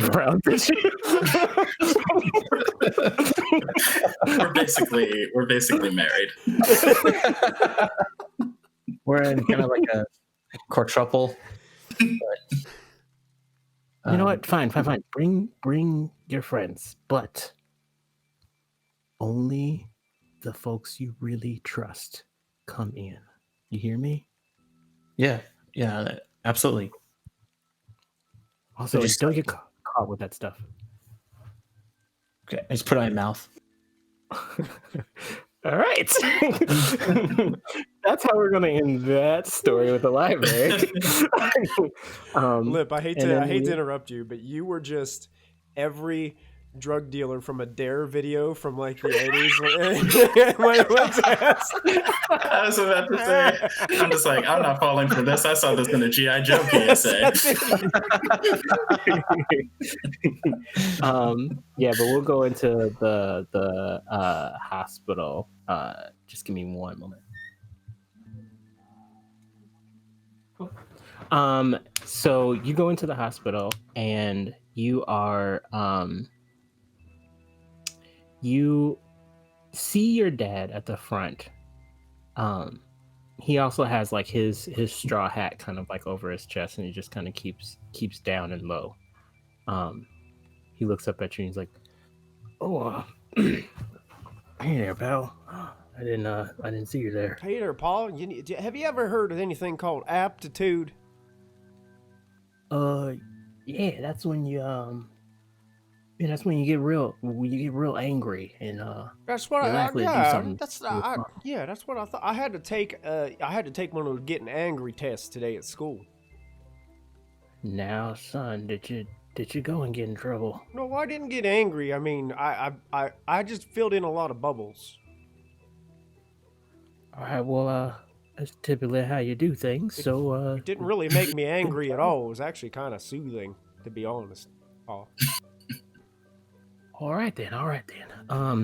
Well, I'm gonna warn you, son. We're about to go in and talk to your ma. She may not be like you remember her. You understand? Well, all right, Paul. Just keep your chin up and be the man that she wanted you to be. Okay, Paul. Are you okay? Yeah, I'm fine. You know, tough it out. Bull, wrangle, hog tie. Oh, yeah, you know. absolutely, yeah. Strongest of Um, knots, you know?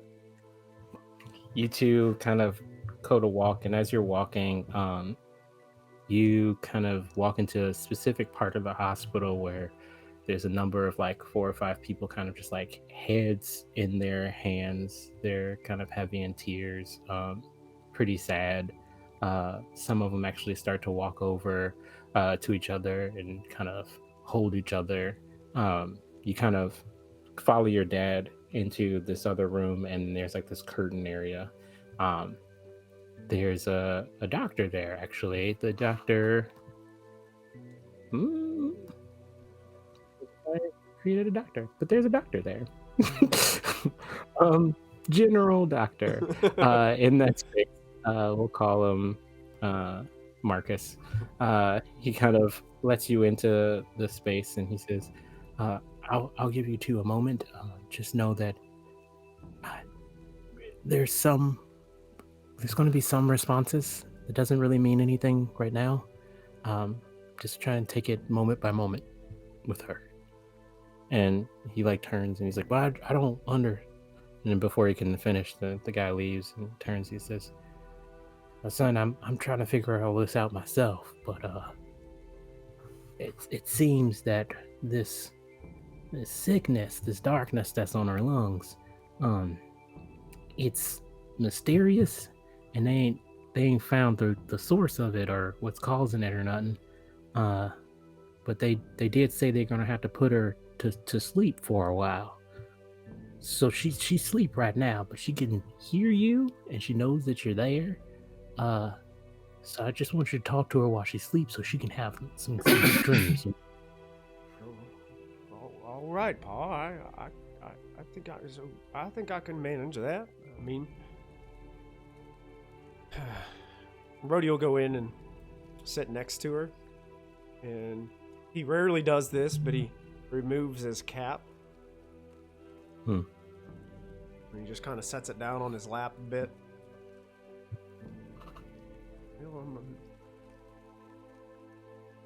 Ma, I know you're a strong woman. You always have been. And although it pains me to see you this way, I know that you're going to make it through just fine. Dr. Marcus and all his other helpers, they've got everything under control. You just gotta sit here and rest up now. The more rest you get, the better off it'll be, Mama. Yeah. I know you'd be happy. I've been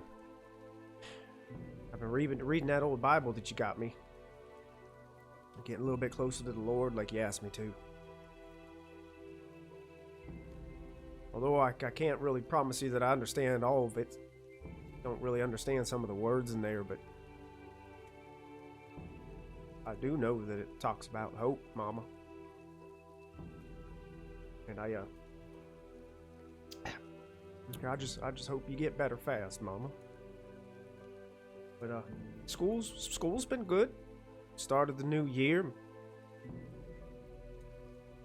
Had some new friends and old friends. Heard lots of rumors today at school during lunch, Mama. I mean, did you know?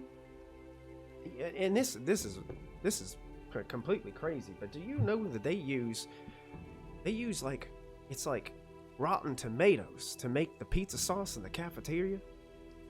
I mean, that's unheard of. And then Mom, I heard something. You remember that teacher I was telling you about? You remember that one that always has it out for me? That Miss Morris, that biology teacher. She's that one. That held me back. You remember? Well, apparently, from what we've been hearing in the cafeteria, she can suck the souls and lives out of people. And I think I know it to be true, Mama. Because every time I walk in that classroom, I feel soulless.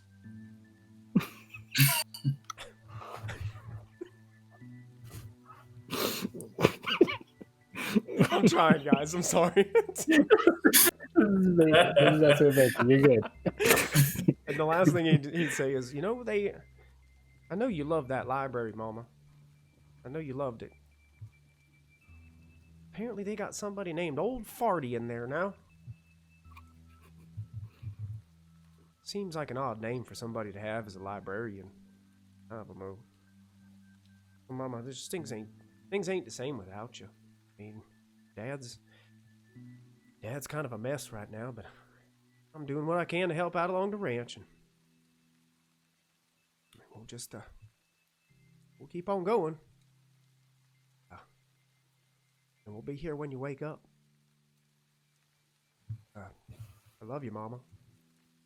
And he'd slowly stand up and kiss her on the forehead. Your dad sees this and he kind of walks in and he kind of puts his arm around your shoulder and he starts to walk you away. And just before that happens, you hear a slight groan and you turn and you see that she has a shaky hand kind of slowly reaching up. Mama? And it just kind of hangs there. Your dad's like, honey, is that you? And he goes to reach, and as he touches her hand and grabs it, she screams so loud the entire hospital hears this blood-curdling scream, and her eyes open wide open, and she looks you dead in the eyes, and she just lets out this long gasp and faints back over the bed. Oh, what happened? And on that, I'm going to say we can take a quick break. Oh, man. Oh, what happened? What happened, Paul? What, dude? Why are you squeezing Mama's hand so hard?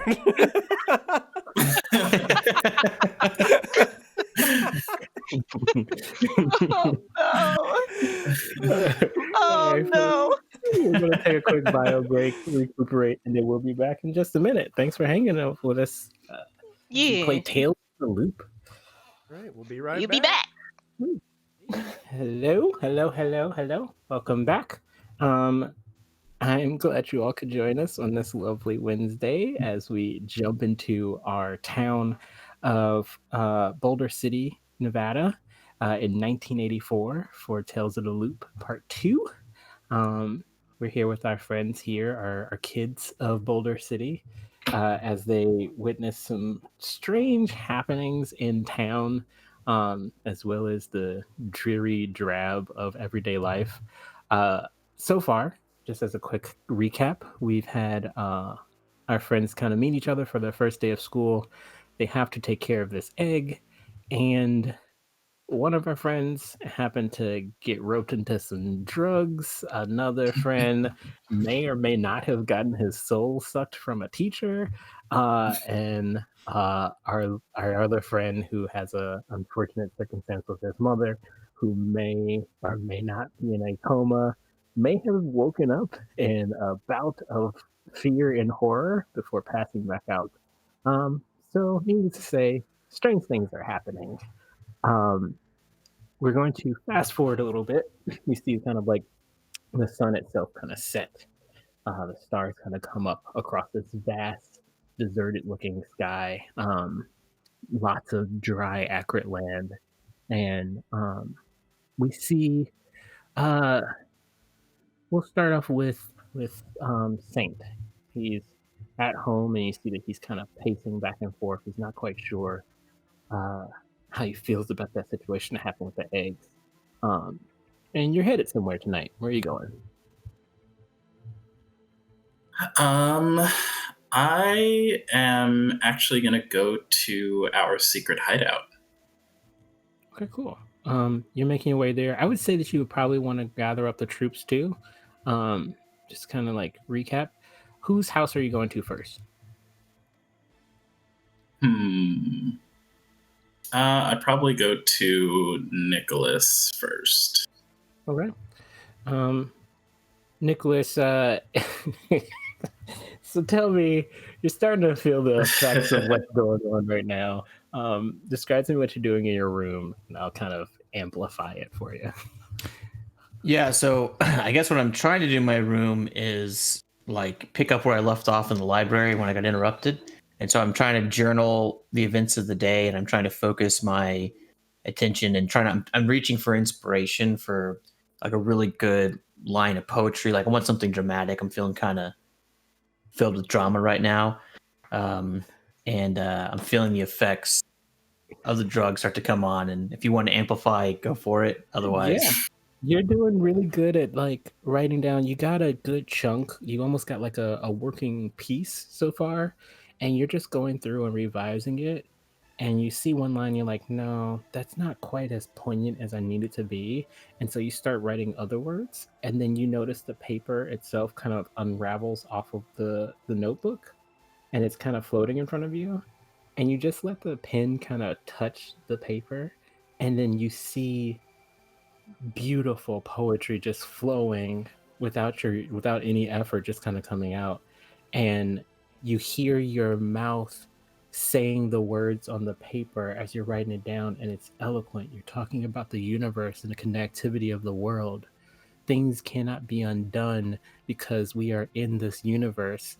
And Saint, as you kind of throw a rock at the window, um, you see this Nicholas open up the window, and his tongue is out of his mouth, and he's drooling, and it seems like he's trying to say something, but nothing's actually coming out that's discernible.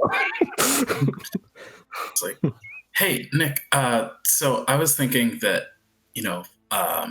maybe we can like bring the egg somewhere safe where nothing. Are you okay? shh, Saint, listen. Do you hear my words? Yeah. Did something happen? You got a little Oh, yeah. I don't Oh, Oh, in that moment, Eric, why don't you go ahead and make me a move check? Oh please, oh please, oh please. Where is move? Yes. Just barely. You beat him. open his mouth, and a fountain of strange, multicolored greens flow out of his mouth, and you do kind of just dodge as you see it kind of fall down into the dirt area that is his lawn. um, From my perspective, it's like yeah, you just see with like a rainbow kind rainbow of color It's like, with like "Jeez, words in it. are you okay? You almost hit Bowie." Bowie. Oh, that's right.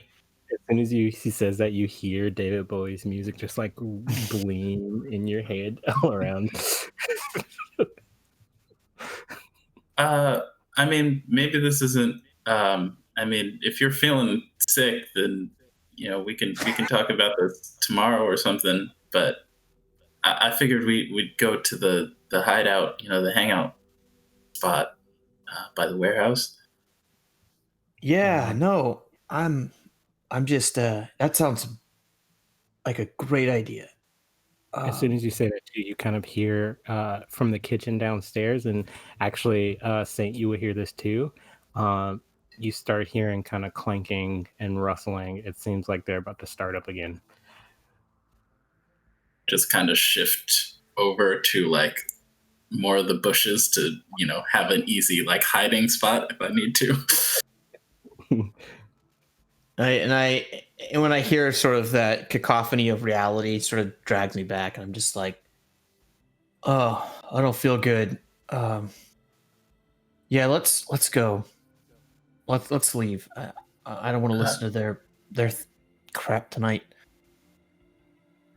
Um, yeah, okay. Um, I was gonna go over to Brody and Eve's place also to grab them. Yeah, let's do that. So how are you getting out of the house? I'm gonna so imagine I'm on the second floor, something like that. It's like a I'm going to two-floor. yeah, so I'm gonna hop out the door, and I've got there's a little like landing there. And I get there a lot to stargaze and just kind of think about things. And I'm gonna hop kind of like, come out the door, I'm gonna come out the window, crawl into that little landing, and I'm just gonna try to drop myself down. Not super athletically, but I've done it a number of times, so just need to Yeah. drop carefully. Yeah, so it's easy enough. You kind of get down. You get your foot onto the patio banister, and then you can kind of shimmy your way down to the ground. Um, I will say, just so that we can all note, your door will probably stay open unless you want to try and take some time to close that. But you're just kind of head on out at that point. I'm still half out of it, so I'm just trying to get away. Okay. So I'll leave it So open. you all make your way. You said you're going to Brody's next. Yeah. So you all would know that Brody's actually has a ranch that's just on the outskirts of town. It's actually on the way to the warehouse itself, where you guys have as a hideout. Um, and you kind of make your way down the street with a staggering friend in tow. And pretty easily enough, you kind of make it through most of the neighborhood area. You kind of cross past one of the main streets, and you see um, a police car actually just on the other end of the corner where you got to cross over to. It seems like the police car is like this, and you guys are crossing this way. So you'll be walking either right in front of the hood of it, or you'll be walking around the back of it. Um, I mean, I'm like, it's like we just stay cool and they won't bother us. Yeah, I'll try to be quiet. Kind of glance over at him. I'm just like, fuck. uh, I think it goes without saying, you all are about to encroach on trouble. As you walk up, you actually do see a police officer in the car. Um, Saint, you know this person. Well, actually, both of you all, it's a pretty small town. You would be familiar with this person. Um, you all know her as Officer Harris. And I'm going to show you what she looks like.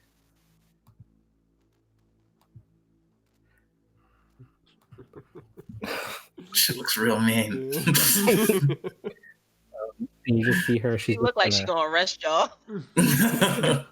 She's just got her hands on the wheel. And it seems strange to you because she's just kind of staring out the front of the car.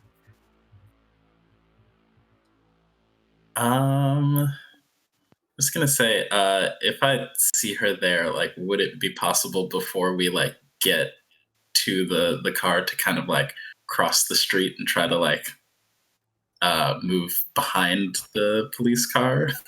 Yes, I will say you can go ahead and attempt. Now, remember, you are scared. This does not help with your fear, but you will go ahead and attempt to make me a sneak.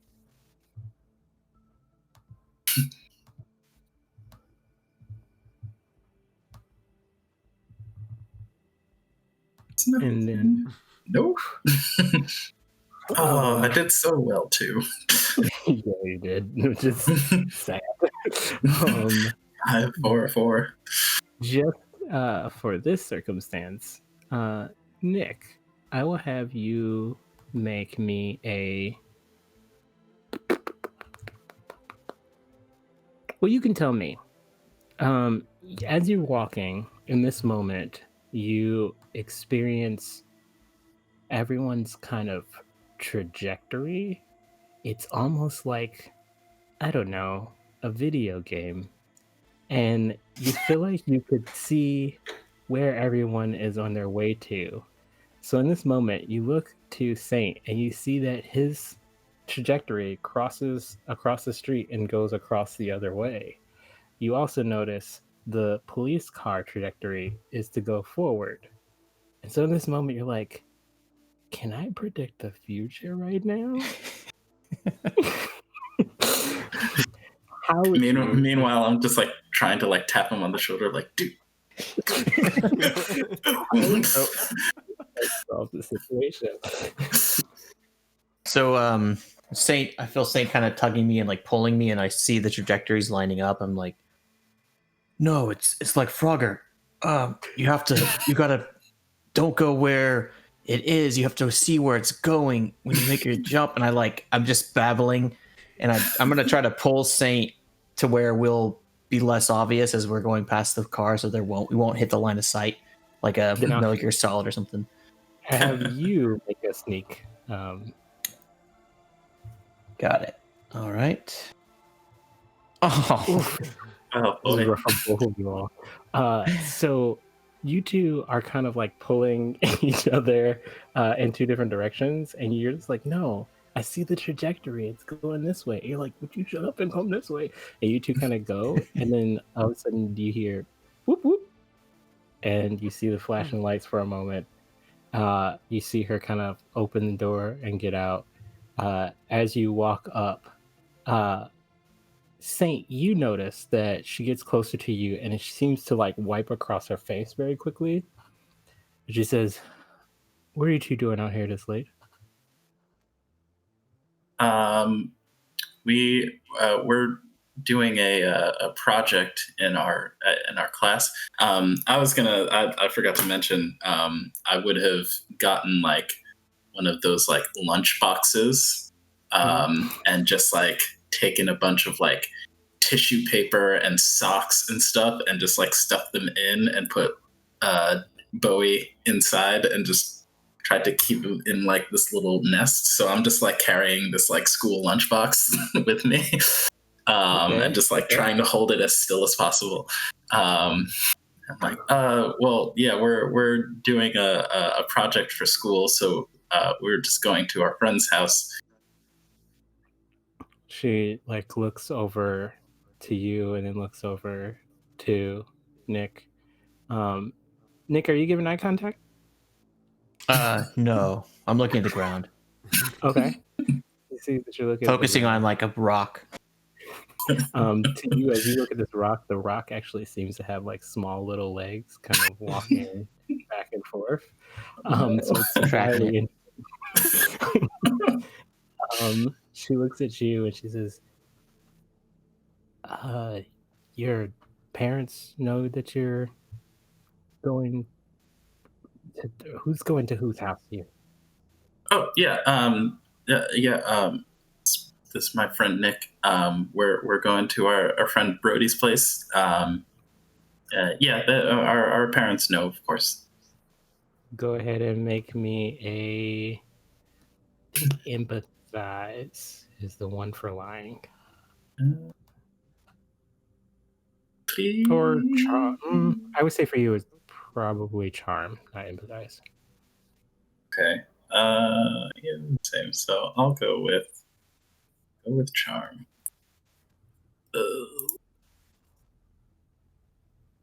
Oh, did that? Oh, nope. You're super scared. Like your arms are trembling at this point. It's very nerve wracking. Yep. As Just like that's my happening, hands are just trembling around the lunchbox. It's like, yeah, no, we're supposed to be out here. she looks at the lunchbox and she's like, what's in the lunchbox there? It's for our project. She's noticed that you're doing a lot of the talking, and so she looks over to Nick and she's like, what type of project are you doing? I like see this, and I will just continue talking. Like, it's for biology. We're supposed to take care of an egg, and so I put it in here to keep it safe. She hears all of this and she like looks more intently at Nick. You all right there, son? Yeah, everything is great. Feels really good. Much better right now. I was sick earlier. But yeah, we have an egg. Do you want to see it? Like, it's right Yeah. there. We drew a face on it. If you're sick, what are you nauseous? You don't look exactly normal right now. Yeah, he I was just feeling a little always sick look like- earlier today, but he's better now. Nick, why don't you go ahead and make me a empathize roll? All right. Yay! Okay. Nick, as you see the officer and she's talking to you, you see the trajectory of tears coming down her face. And then you kind of see time like rewind to her being in the car, and you see her hitting the steering wheel and like screaming with the windows up and just crying. And then you see her put her head on the steering wheel and then kind of get up, and she sees you two, and you see her adjust herself and open the door and come up towards you all. Oh wow, that's a lot. What's a lot? No, I'm sorry. I just, officer, you look like you've got something in your eye. Like, What? is everything No. okay? No, everything's fine. I'm starting to panic. There's nothing. There's nothing wrong at all. Do I look like there's something wrong with me? No, but Nope. I don't know if you need to hear this, but you're doing a good job. You watch as like two solid tears come down both faces. And she like looks away. She's like, "Go, just go. Get where you need to go." And she like goes back to the car. Okay. It's like, let's go, Nick. Let's go. You want to make Try to your way try to explain to Saint that I saw time travel and just I'm babbling in his ears as we I'm get out of just- earshot. Nodding my head like, yeah, man. Yeah, that's cool. Time travel, yeah. I will say you guys did really well in that, but you start Nick, as you guys are walking, you start to feel like you've been walking for ages. And you start to feel pretty tired, and you're gonna go ahead and take that exhausted feat. Got it. Would you all make it to Brody's? Brody, what are you doing at your homestead at this point? You just saw something pretty huge, I will say that. Yeah, Brody's pretty freaked out, but he's in the barn and he's repairing one of the broken tractors. So he's trying to clear his mind by doing what he loves to do, and that's fix stuff. And I'll say, just for mechanic's sake, you would have probably have taken like a scared condition, but being back in your homestead doing what you need to do, you spent the rest of the day just kind of working on that, and you got yourself kind of back to normal. Okay.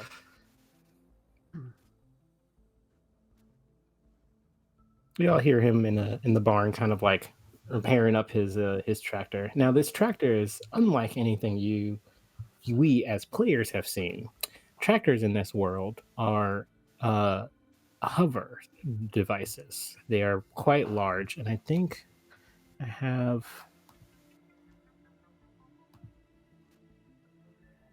Yes, I'm going to show you all some of the stuff that you see around town pretty often.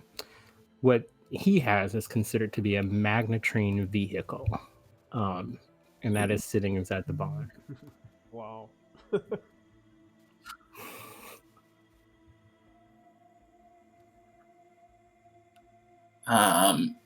So knowing that Brody probably spends most of his time in the barn, we'd head over there and see if we can find him. Immediately when you guys approach, you start hearing music and then commercials. It seems like he's listening to his 99.2, the Froggy station, and he's blasting it in his... And I have to add this 99.2, the Froggy. The Froggy. I'd try to knock as loudly as I can on the barn door to see if he hears. But then try and wait, Brody! Oh, hey, Saint, Nick, hey, what's going on? Brody stands up and starts wiping thick matted grease off of his hands with a rag.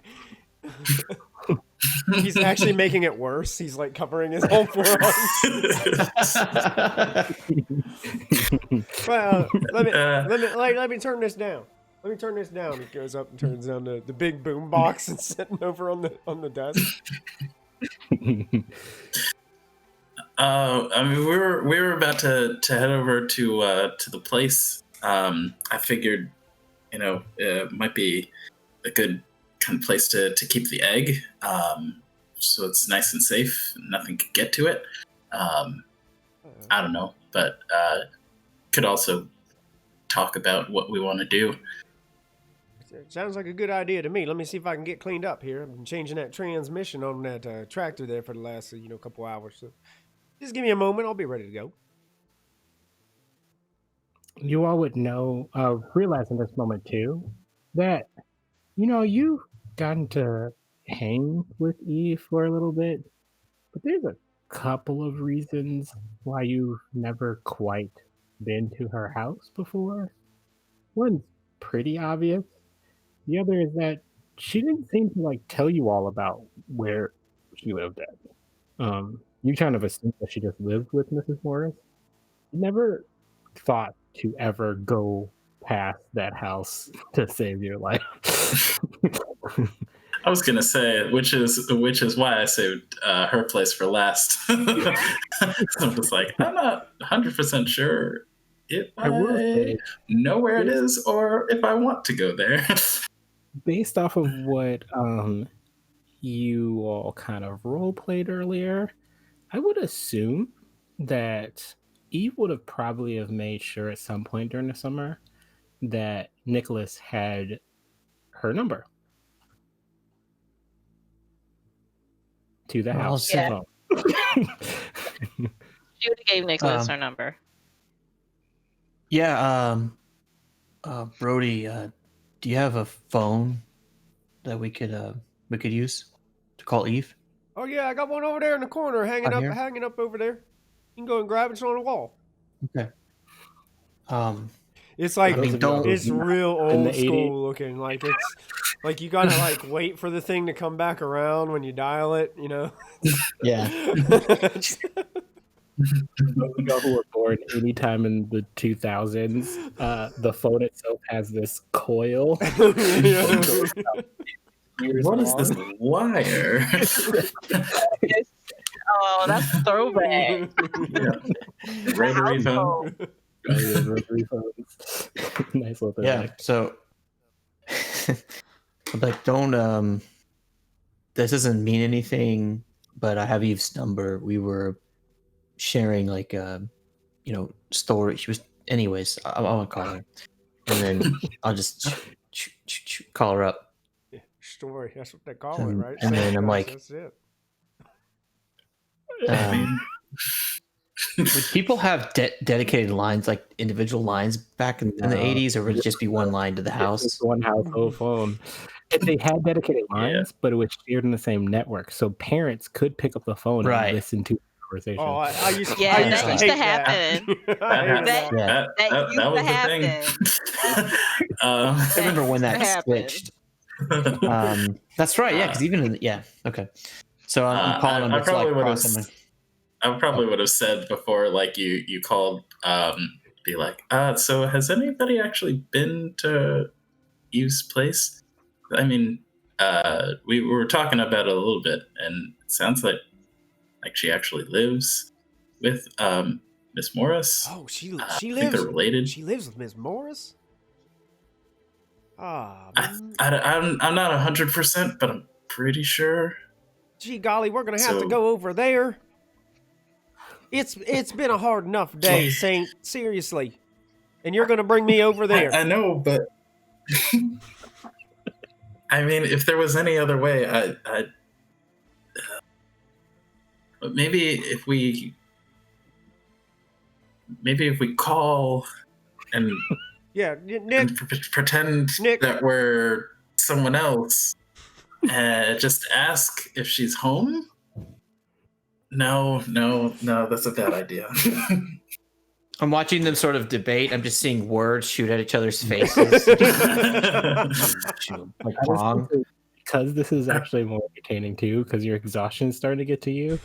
You're starting to see the idea that he's pitching play out in front of you, and yourself turn into a telemarketer.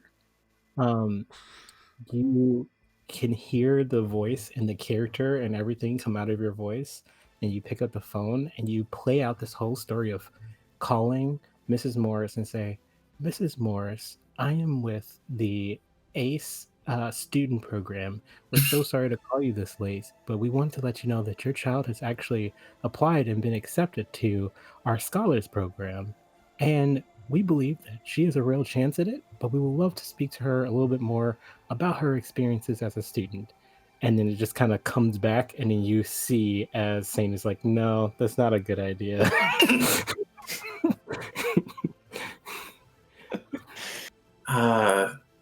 Yeah, I don't know. Maybe we just call, and if she picks up, we'll just be honest, because we're supposed to be working together on the project. I mean, she can't be mad that we'd want to talk to her, right? Just don't mention anything about those eggs. Yeah, obviously. And Don't We'll miss- just I'll go to. Listen, Saint, I'll go to her house, but I ain't going inside. I'll just wait on the porch or something. yeah. I don't think I would want to do that either. I might get that. I might get that. Yeah. If the feeling that I get when I walk into her classroom is anything like when if it's like if I walk in her house, man, it could be worse. Yeah. Like I might, yeah, I might, so, I might mean, just if we- cease to exist if I walk through her front door. I might just there'd be nothing left of me but a black hat on the floor. Well, yeah. Let's see if we could avoid that. Yeah. We'll just call her. and say that we want to talk about the project. And if she has a problem with that, then maybe we just go without her tonight. Saint, I think you should talk. She likes you best. And Saint does a deep sigh because he was kind of afraid that this was going to happen. It's like, yeah, all right. Yeah, what's the number? Here, I'll dial it. I'm sure you guys don't know how to work this thing. I mean, I've used one of these before, but yeah, that's fine. Go ahead. He actually has the phone out in the barn is so like rigged and patched together because he built it himself. And so there's little pieces where he has to like actually put this quarter in, twist it this way, turn the knob, press this button, pull the quarter out, put it in this way, turn it. So you watch as he spends maybe a good 5 minutes just working this. After he's done doing that, I would just look back at Saint and say, "Did you get all that?" Huh? On second thought, I'm glad you did it. And I will just hold the phone to my ear and just like cross my fingers and hope through some miracle Eve is the one to pick up. Weirdly enough, Nick, make me a calculate roll. Ooh, okay. This is gonna be rough with the condition. Let's see how it goes. Nope. That's rough. You see the number dial, you see him put the phone up to his ear, and your brain dives somewhere into the telephone line. You feel your consciousness kind of go through the wiring, and you can see your consciousness move through the telephone line all the way over to that household. And as you kind of reach the telephone itself, you see a hand pick it up, and as the phone goes to the ear, it's Eve about to answer.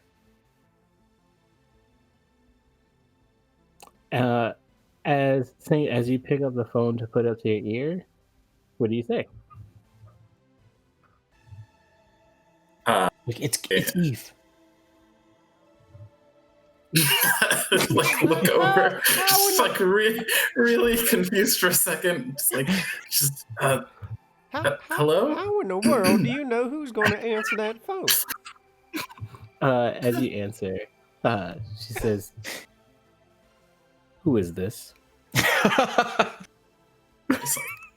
Curse under my breath.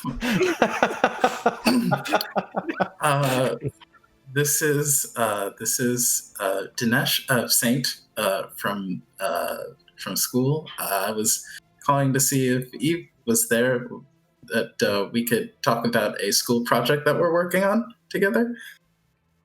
It is a very, very late time to call, Mr. Say it.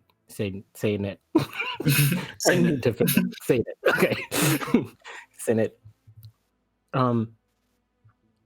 You did not get any appropriate time or hour earlier to talk about this project? It was sort of a last minute thing. I mean, I knew it was kind of late, but we were hoping that maybe you'd still be awake to just go over things quick. Yeah, Nick, I don't think Eve picked up the phone. I'm very concerned, Mr. Saint, about your behavior lately. You're usually so on top of things. I would hope that this pressure for you to take leadership amongst your team is not putting too much pressure on you.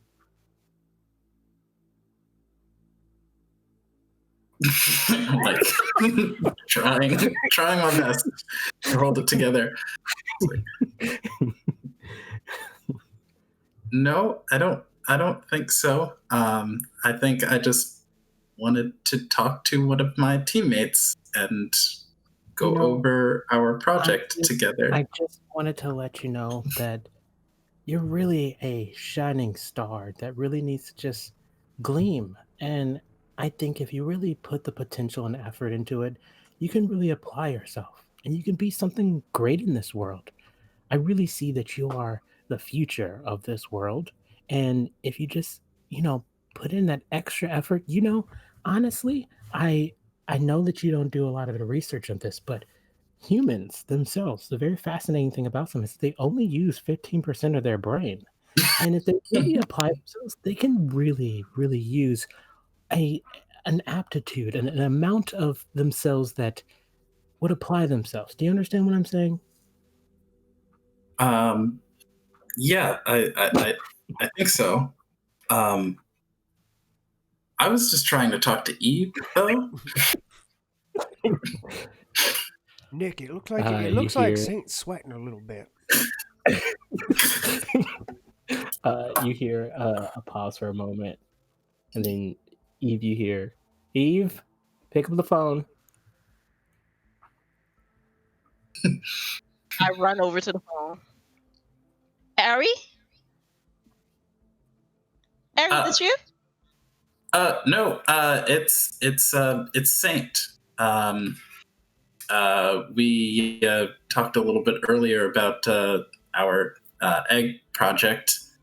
Um, I was hoping we could talk a little bit more about that. Okay, give me a second. I'm going to see if I can listen to hearing other breathing on the phone. Make me an investigate roll. As far as I'm concerned, this wire is tapped. Listen. Listen, she knows living with her by now. All right. Nick, You said investigate? Yeah. Nick, why on earth do you keep staring at that tie?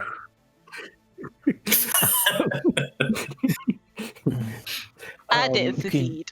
If you No, zoom you in, you didn't. can see. The oxygen. Zoom in. What in the world are you talking about? Like binoculars. You mean like a scope on a rifle? Oh God. That's exactly right. I should write that down. So, I mean, I know that it's kind of late, so maybe this isn't the best time, but we're How you get my number? huh? How you get my number? I don't think I gave it to you, did I? Oh well, I'm actually with Nick and Brody right now. Oh, and, tell him I said what's up. Eve says hi. Well, tell her I said hello, ma'am. They say hey. Yeah, so since all three of us we're together, it seemed kind of weird that if we were talking about it and you weren't here. So we're wondering if you could maybe meet up with us somewhere. It's good.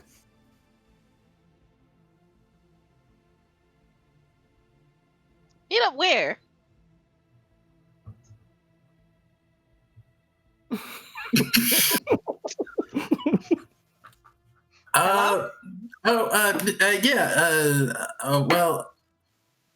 We don't.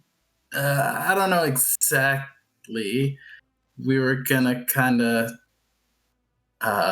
maybe if we could like go to your place and pick you up, and then we could head to like a park or something nearby to just chat a little bit. That won't be necessary. You all can come to this house. It'll be fine. You all can study here. Just make sure that your parents are okay with it. Eve, you can hang up the phone now. Oh. Okay.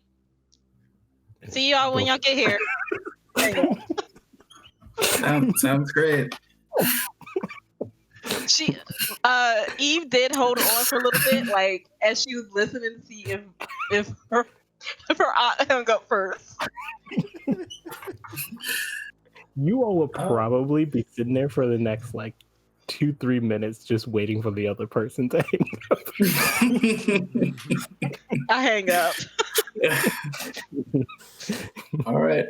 Well, I guess we'll see you in a little bit. Wait, Click. how did it? Is I'm she gonna go coming over? downstairs. Okay. Yeah, we'll hold that conversation. We'll switch on over to Eve's house. You see your aunt sitting next to the wall phone next to the kitchen, and she's just toe tapping as you come down the stairs. I'm just gonna peek my head like around the bend. Hey, You can aunt. come. You can come down.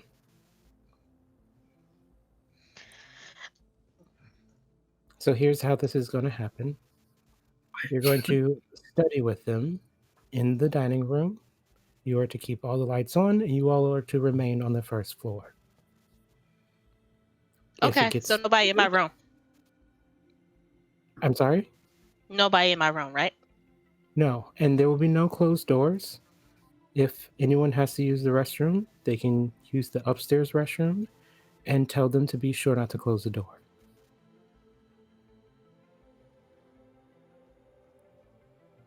Okay. Does their parents know that they're coming over? Oh, I'm actually not sure. I think so though, because Saint is. I'm glad you paired me up with him. He's really smart, and he seems like he's very responsible. His reputation like precedes him. Yes, hopefully I'm he'll trying to charm. go ahead and make a charm. Sweet talking. Listen, she used to doing this. So let's see if it works for her aunt. Okay, charm. Click. I will also say, interesting. I succeeded? So Look at that. this is the first time that you get to buy a feature. The first time we didn't just barely succeed. So with this, you gain the bonus ability that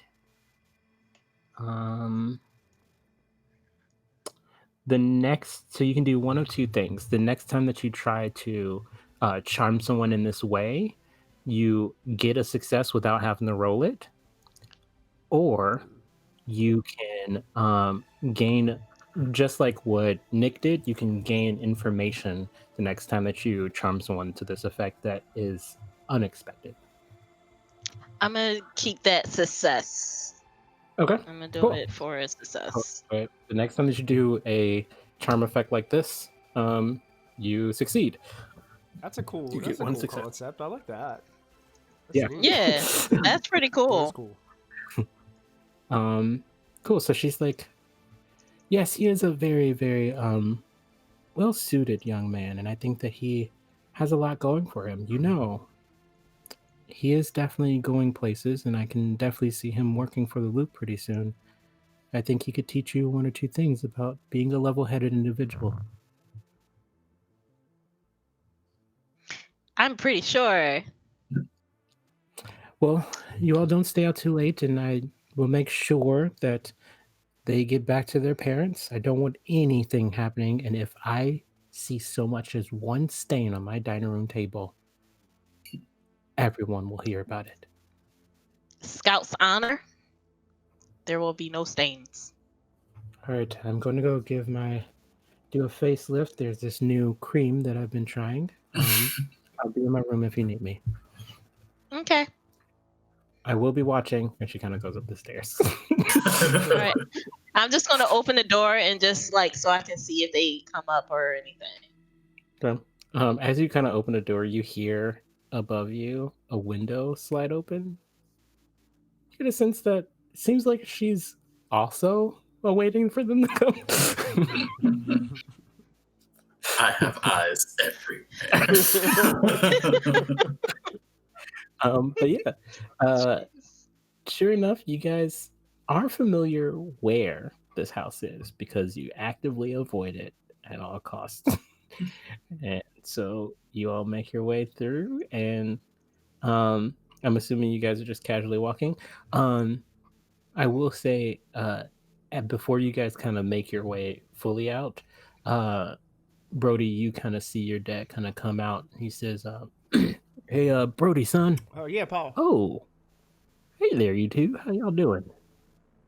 Oh, Oh yeah, Paul. hello. Paul, you Hello. remember my friends, right? Yeah. That's Wait a second. It's Saint. Is that yeah? That's Sandy's boy. It's Saint and then Nick. How you doing, Nick? Hi, Mr. Jensen. Mr. Jensen. I want you. What you say the boy's name is? Saint. Saint. That's Saint. And that's What Nick. type of name is Saint? Your Well, dad it's picked a Saint for me. Dinesh. I'll tell you this, Everybody your calls me dad Saint. is just one terrible human being. You understand that? Saint is one awful name to tell him. And you know what? If you get a chance to talk to him, you tell him I personally want to talk to him face to face. We got some bones to pick, especially now. And you see him kind of like look kind of distant. But nevertheless, hopefully you're not gonna turn up like your son. You treat these boys right. You hear me? Saint don't go by easily. That's a real name. That name is the name on our book. Our book. And he just kind of takes a moment. I'm just gonna whisper over to Saint. Like, Yeah. it's Saint. Really, Paul's under a lot of pressure right now with Mama. I apologize. Yeah. It's no big deal. Thank you, sir. We're just gonna head out. All right. Oh. Yeah, y'all going ahead and enjoy yourselves. Have a good time and all that. Paul, make sure Billy knows when he gets here in the morning that all those sheep need sheared. Oh, for sure. How late you staying out there, son? I'll come back home, Paul. It's all. It's not. Don't worry about me. Don't you know what your mama said? Don't go getting into trouble now. Oh, now, Paul, you know me. I'll stay clear of trouble. I gave you my promise. Now. All right, y'all stay out of trouble then. He just kind of goes back in. We'll be back at some point.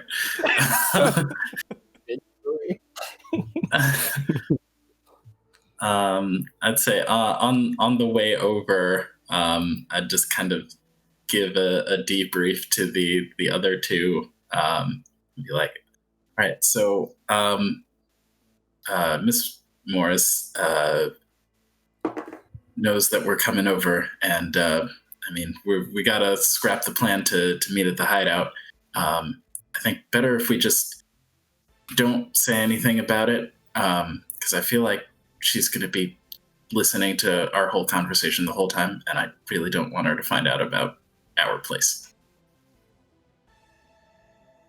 Yeah, I agree with that. I think that's the right thing to do. Sounds fair. So yeah, we'll just figure out how we're gonna share Bowie and Oh, yeah. Saint, I just remembered something. Huh? I met you remember that kind of punk girl Lisa? Sadie. She was with Sadie. Sadie's sister? Yeah, Sadie's sister. She wanted me to tell you something. She said that she wanted you to come out and see her in the woods. I think it was, I'm trying to remember, was it tomorrow night or tonight? I think it was tomorrow night. I really can't remember, but I'll play into the character. You said I think it was tomorrow. You're like, what year is it? I mean, it doesn't matter. We could change it. No, I'm just kidding. But we'll just go backwards. Wait. No, she said we could all come, but she asked for you specifically. Oh, she wants me to meet her or Sadie. I mean, her. Oh. Okay. Looks like you got a conundrum there, Saint. I mean, yeah, it's probably fine. I don't. I mean, I know her sister. I mean, we uh, didn't really talk all that much, but I don't know. She seems all right. You all are casually kind of walking down the street as you kind of like have this conversation, and you get to about a block away from Eve's house. And the thing that's interesting about Eve's house is that it's just on the outskirts, just south of the hospital. Actually, there's this like small little park, and her house sits across from the this like big open forest area. As you guys kind of walk up, you see the house out front, uh, and you get closer. And actually, Nick, as you're walking, you kind of trip a bit and catch yourself. Um, and the other folks are just like, "Are you okay?" As you turn around, you see a hand on the ground, and the more you turn and look, you actually start to see blood. Does everyone see that? As See, the two of you what? all look, you see uh, a body laying on the ground, but you don't see blood. Instead, you actually start to recognize this face. This face actually looks like Nick. You start to really understand it. This looks like the man that was at the library. And as soon as it hits you all, the sharp stench of rotten eggs just hits you all in your nostrils. Now I know that ain't me. I know it. Oh, No, it's Mr. Farty. you. Is he? That's Mr. Farty? Yeah, it's him. I saw him earlier at the library. Is he okay? He doesn't look so good. I mean, I can shake him. Oh. You want me to shake him? As soon as you start saying that, you hear from the windowsill, "You boys going and getting in now. You got homework to do, and I don't want you guys out there too long." And you see, as you turn around, Mrs. Morris is like she's just doing this outside of her window. And you guys go to turn back, and there's nothing there. See, I'm telling you, she's got some freaky mind powers or something. Phew.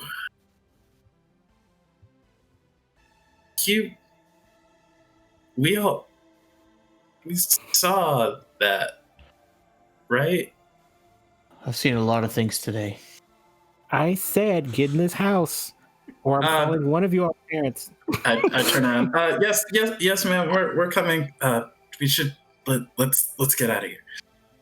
Yeah, And I let's go. kind of like bring them all inside. Yeah. Looks Go like up you're seeing and- Eve at the door. Yeah, Eve had came back to the door after she wasn't standing there that whole time.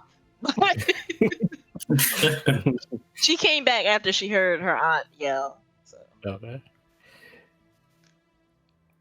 Hey guys, what's up? Hey, how are you Come doing? on, I got some snacks in. I'm good. I give Nick a hug and I'll like fist bump Brody. Oh, yes, ma'am. Hear from upstairs. "Close my door. You let my heat out." All right. Already Brody's getting really uncomfortable as he's on the porch and they're inviting him in. Oh Like a yeah. vampire. I forgot about that. come on in. It's like reverse vampires.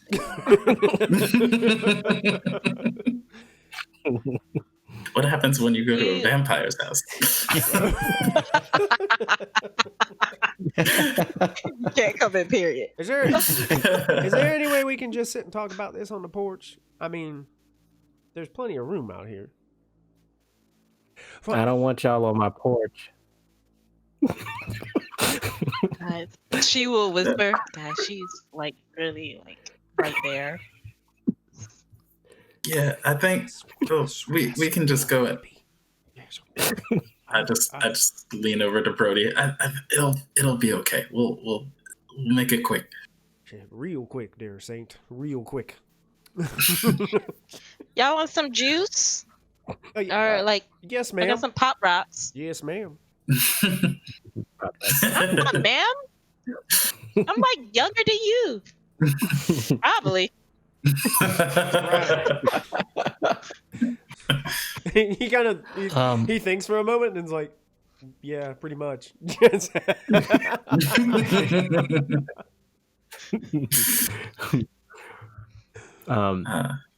make your way into the dining room. Some an ample amount of snacks that are happening on this table. Just don't spill nothing because she's gonna get mad if you spill something. Like at this point, Saint's just not touching anything. He's just holding onto the egg and like quietly freaking out to himself. Y'all can sit down. I haven't had any friends over. Y'all kind of are like my first friends, so. Oh, well, that's nice. Well, yeah. Anyway, we came. Wanted to figure out how we were gonna, and I like hold up the lunchbox and like I put. You got my son in there.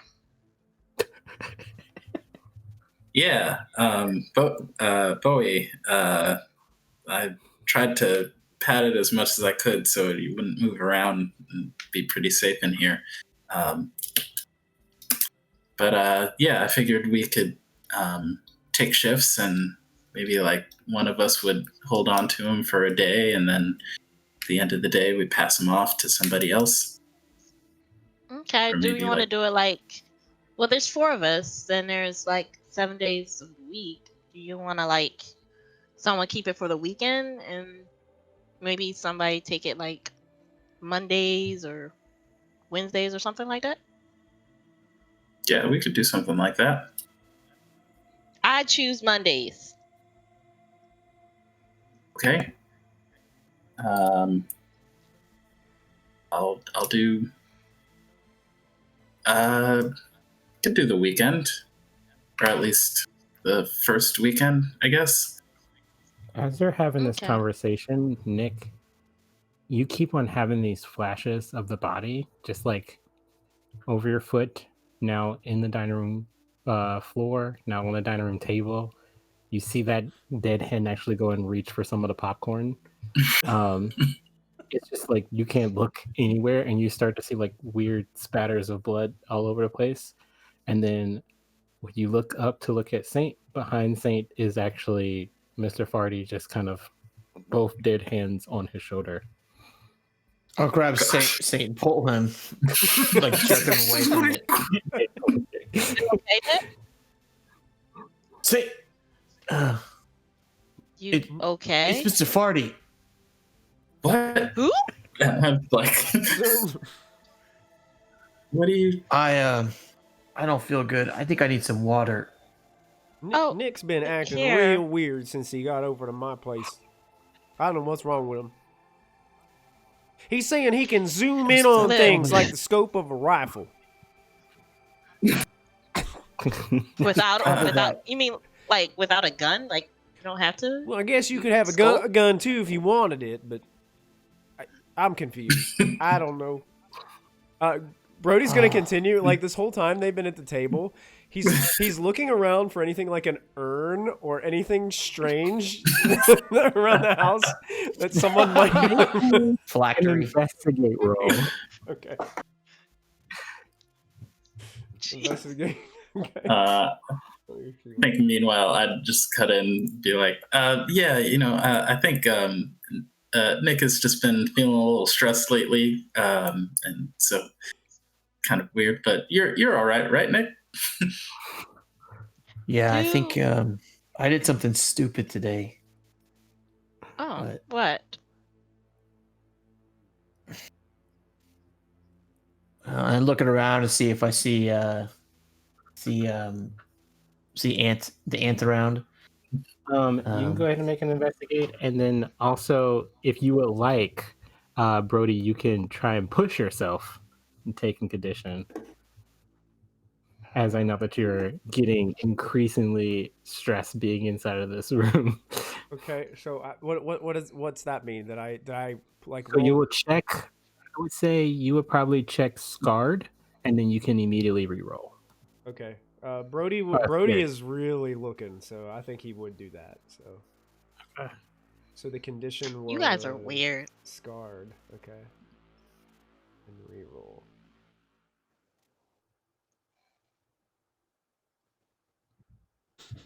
Jeez. Oh Hold on, let no. me. I only rolled 2 Oh, dice.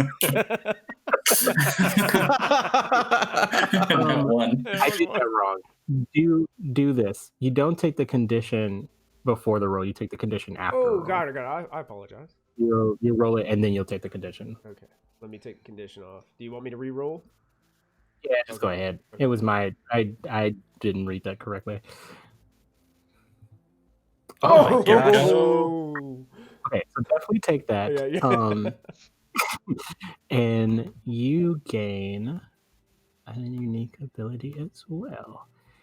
You're doing investigate. All right, so you can ask me 2 questions, and I can answer them to the best of my knowledge. However, you also, because you have a second success, you can choose to give that success to another kid. Okay. You can also, like I said, keep that as a bonus for the next time that you investigate in this way. Um, you can, next time that you roll, do it quickly and quietly. Um, or you gain unexpected information now when you ask these questions. So I can hold on to that, or I can do it like right now. You could, when you pass it to someone, you have to do it right now. Okay. So you can just give it to Winston so that he has an automatic success, Mhm. or you can hold on to it for the next time you investigate in this way. Okay. Or you can use it to benefit the questions that you like, empower the questions that you have now. Okay. I don't think Brody would investigate too much, so he's gonna go ahead and pass it off to Nick Okay. on his check. So then you'll have an success, Mhm. and then you can ask me 2 questions about the space around you. Questions that you can ask me is, what is hidden here and where is it? What is this mysterious space like? What is the thing that I'm finding? What does it mean? What's happened here recently? Uh, how do I get into or out of or past something if I really wanted to try and figure it out? What threats are around me? And where is that threat? And I can hold on to those, right? These are 2 questions that you can ask for this investigation. Anytime that you all make Okay. investigation, you Okay. can ask any of those 2 questions.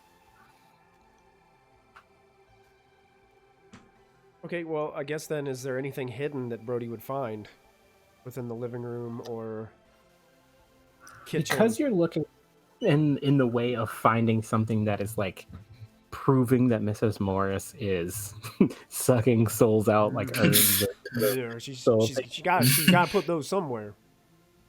you don't find the exact thing that you're looking for, but you do, however, find a picture of, and this is an interesting kind of segue. I'm thinking about. You find an interesting picture of somebody that you've seen in town before. Mm-hmm. It's a man with a straw hat and a very grisly looking beard. He's darker complected like my skin, but he has these freckles on his nose, and he looks wildly familiar to you. Um, he looks like somebody that's may have been on your ranch, or you may have heard of him before. He looks real familiar. And he kind of sits up on the nightstand, up on the dining room like shelving unit.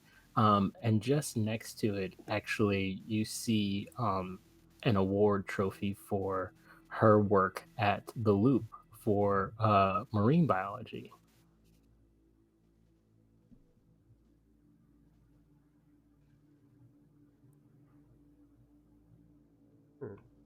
And I'll even go into further because you did really well with the role. You even find at the bottom of the sign it says sponsorship by NAI. You don't know what those initials mean, but I get a feeling that somebody with you may. Oh, I guess the second. So I get to ask Yeah, two second questions. question. So can Mhm. I like ask a question of that information that you gave me and use one of my questions to ask another player? Like, what does this mean, or who is this? But ask another player, it's a free action. You don't have to make Okay. that a part of this. But yeah, you can any information I give you, you can use that second question to ask about the new information. Okay. Well, I would probably like. Hey, Saint, do you know what an NAI is or anything like that? You Saint Mhm. would. Saint, you would know that to be because your dad talks about it a lot. A part of the loop, there's this secondary organization that's not too far from the cooling facilities, and that stands for oh, I had it minimized. The Neural Ascension Incorporated. Um, you don't know a lot about it, but from what you've understood in school, neuro means something neurological that has something to do with the brain, and ascension has something to do with rising up to godhood, I guess. Uh, I don't really know. I mean, my dad uh, has mentioned it. I know there's like some sort of organization with the loop that I think it's a part of it or something. Yeah, yeah. Eve, do you know who that is in that frame right there? What I know? Um, hmm, that's an interesting question. You probably have seen the face before. Um, you're not sure from where, but you do know it's from the days of when your aunt Rose was like cool. Hmm. I'm gonna say that's her boyfriend.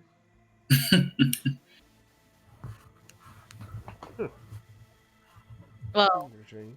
I think so. I think it was her boyfriend or probably her ex. Cody's gonna take it off of the shelf and just kind of look at it for a moment, like hold on to the frame and just kind of like look at it. Hey Nick, Why? well, I'm just curious. I just had a weird feeling. Yeah. Nick, you Y'all all weird today. It's been a weird day. we're nowhere near as weird as what Nick is acting right now. Trust me. Hey Nick, you said you had some kind of Zoom powers, right? Hey Nick, Nick, look at Earlier. look at this picture, and just like a scope of a rifle, I want you to Okay. look real close at it. Okay, real close. Got it. I don't know, but all right. Let's see. And then enhance. Enhance. Make me a drug check. It's like, did you eat something different? Like, did you eat something? Okay. So I'm enhancing in on it. That fun little drug check. Oh my god. Here comes the drug check. Oh boy. What is Oh this? no. Uh, Fail. this is gonna be rough.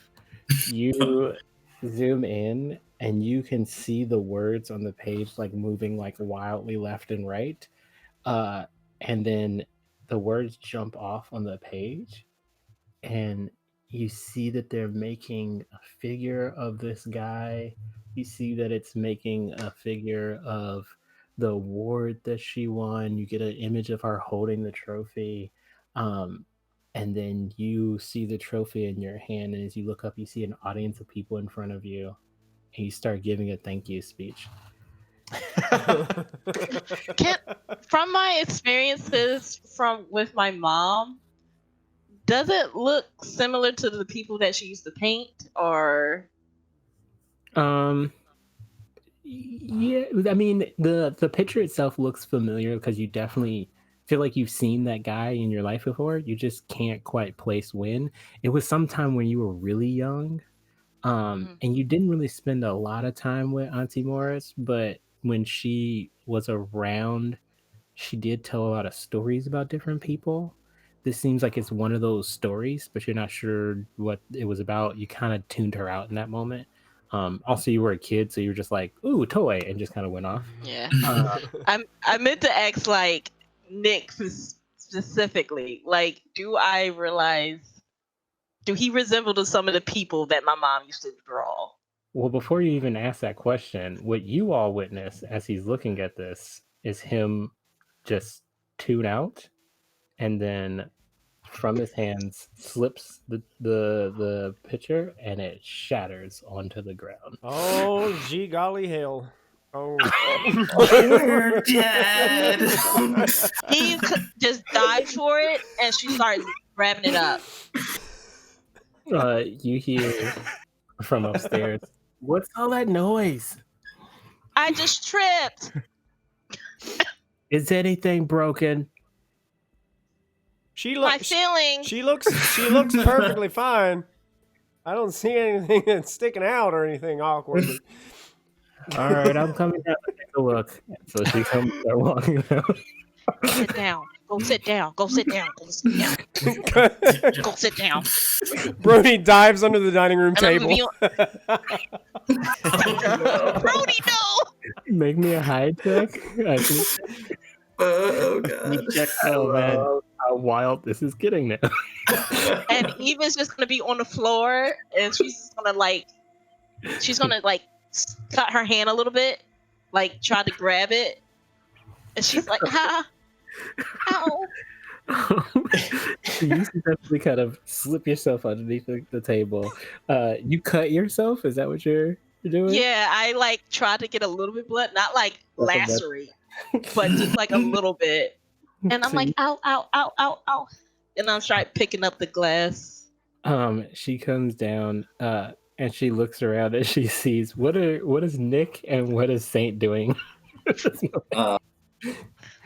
I actually do sit back down when Eve says I'd like go back to my seat and try to look as small as possible, just kind of like slumped in there, but very obviously just uncomfortable.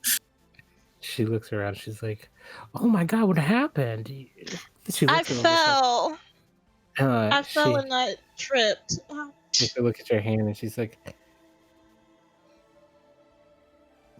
"That looks like that can be cleaned up with water." Um, I and she looks before she starts to do anything. She looks and she sees the shattered pitcher, and she picks it up. I'm sorry, at you. Auntie. You know what? This study session is over. You all need to start making your way home at this point, and she doesn't say anything, and you just watch her holding the pitcher, just walks upstairs and closes her door.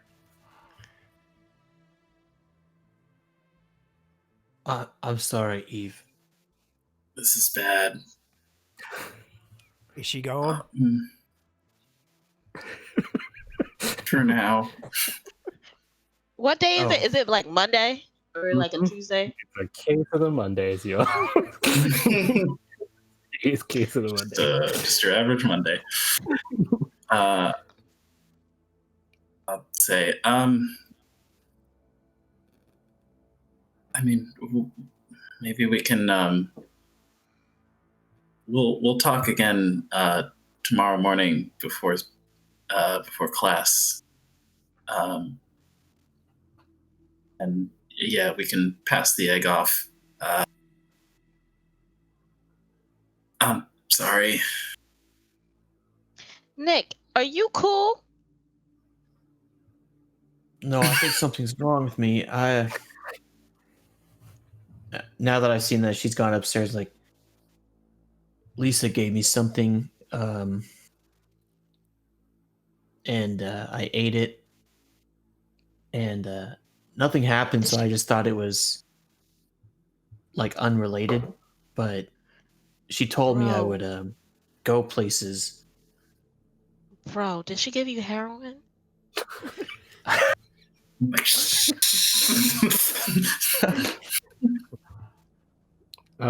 As you all say this, I hope you not. hear on the TV actually, the front room has these like really loud like da-da-da-da-da-da, and it's like an intro to a newscast. And you hear this just in, we have a couple reports that it seems a small child went missing today from the local hospital. There seemed to be quite some suspicion with some of the individuals, as we've heard that there's certain cases where people who are in intensive care waking up, checking out, and then immediately going home and going to sleep for multiple days. We're not quite sure. We're investigating this process more, but here's a word from our local officer, and you see actually the officer that you all came across before. She's like, I'm not quite sure. We're just asking people to just be vigilant about what you see out here. We believe that some of these sicknesses are somewhat tied to a strange case. And some people believe maybe it's a strange bite from an animal. Many of these individuals are rural individuals. They work out into certain fields, they're near certain forests. But we do ask that you try your best to stay away from the forest. And you see, as you guys kind of walk into the front room, the officer almost seemingly looking directly at you, Nick, saying, "Stay away from the forest." And then it's like da-da-da-da, and it just goes into a transition to a commercial for Crystal Pepsi.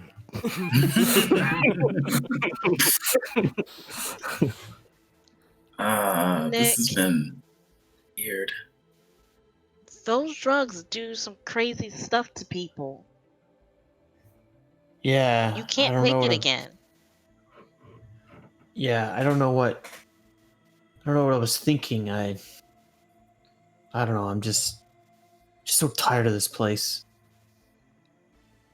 But yeah, I'm sorry. This is all my fault. I just I don't know. I don't know what else to Hey, say. it's all good. You know, we all make mistakes. You think that that's the reason Lisa wanted me to meet with her? She probably needs some clients. I don't think so. I don't know. I just it seemed like something else. Because she just, I mean, she just gave me the drugs in the garden of the library. Like, I don't think she'd need to take you all the way out to the forest. She gave it to you in the library? Well, technically, it was not in the library. It was next to the library. Well, I guess one place that you wouldn't expect a deal to go down. I mean, I guess. Weird. I don't know. I thought it was This place is strange. weird. Tell me about it. I thought it was strange. You all are weird too. But it's okay. But you guys are weird. But yeah, I'm gonna go clean up. Look, Nick. It wasn't your fault. Now, if I wouldn't have gone in and snooping around and making a fool out of myself and trying to get you to use your super power or whatever you've got, it wouldn't have happened in the first place. So I'm sorry. No, it's okay. I think I somehow think it was meant to happen. I think it's going to be okay. And I'll say But, that Y'all for that not gonna moment, have to live with her. you all spend the rest of the day just kind of slowly making your way back home after everything. You clean up everything, and what's strange for you for the rest of the night is that she doesn't seem to come out of her room. It's very unlike her. You never seen her just kind of go in her room. She doesn't seem to be spying on you or saying anything through the door. You just spend the rest of the night just kind of hanging out in the house. Uh, Brody, when you get back home, you actually see that your dad's just kind of staring at the TV, and it's a repeat of the news kind of happening again about the woods and everything going on. You try and tap him on the shoulder to talk, and he's doing that thing that you used to, and he just kind of is not there anymore. And all the this time, usually you're able to kind of shake him out of it. You kind of do the same things, and he just keeps on staring at the TV screen. Seems like for the rest of the night. Um, you eventually get to a point where you turn off the TV and kind of help him to his seat, help him to his bed after a while. Um, Surprisingly enough, Saint, when you come home, there's nobody there. It's an empty house. You go to your room. It's quiet. The kitchen light is on, but it's just usual, and you go to sleep. And then Nick, when you come home, um, you actually open the door, and your mom's just like sitting on the bed, and she actually has a tray of food that has like the chicken and everything on it. And she's like, "You didn't get a chance to eat my meal." Oh, Mom, I forgot. See, I got this school project, and like we have this egg that we're taking care of, and but I'm still hungry. Like No, no, I could it's eat. fine. She just kind of like puts it in there, and she just like tries her best not to give you eye contact, but you just see her eyes kind of swell up, and then she just goes down the stairs crying once more. And that's how you guys end your Monday night. It's a rough night for everybody. Case of the Mondays. A bleeding hand, broken pitcher, broken aunt. So here's the thing. We got about 30 more minutes until 6. How's everybody doing with time? Because what we can also do is I can split this at this point for part 2, which is the downfall of this, or we can try and barrel through this if anybody has any particular hopes or dreams.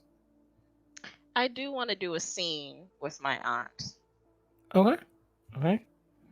And how's everybody else doing on time at least? Are we pretty dope for at least like the next half hour or so? 30 minutes. Yeah, the next half hour, I'm definitely good. Okay, cool. Yeah. Then we'll do this scene, and then what I can do is we can hold off, and then we'll do the second half at some other point. But thank you all for hanging in with us. Yeah. So what's the scene? All right. So, like after an hour or so, that she doesn't see her aunt come out the room after she cleaned up and everything, she's going to knock on the door Mhm.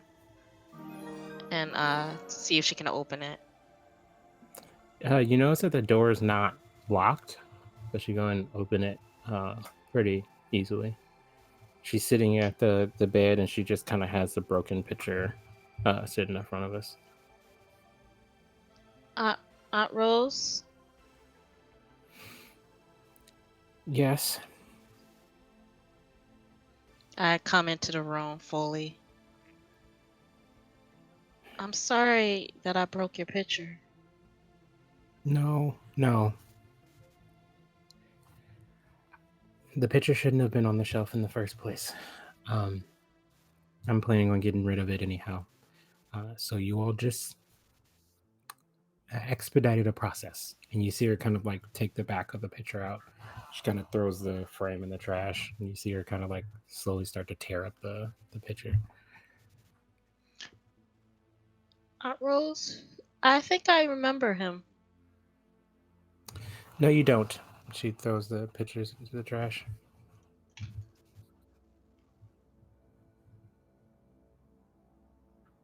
You don't remember somebody who doesn't exist.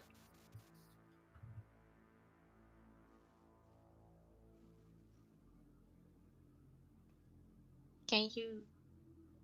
Who was he then? Did he die?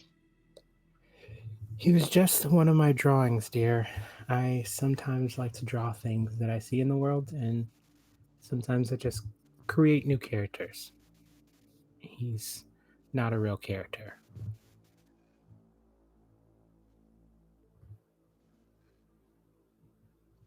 Well, I'll try to be more careful next time. Listen to me.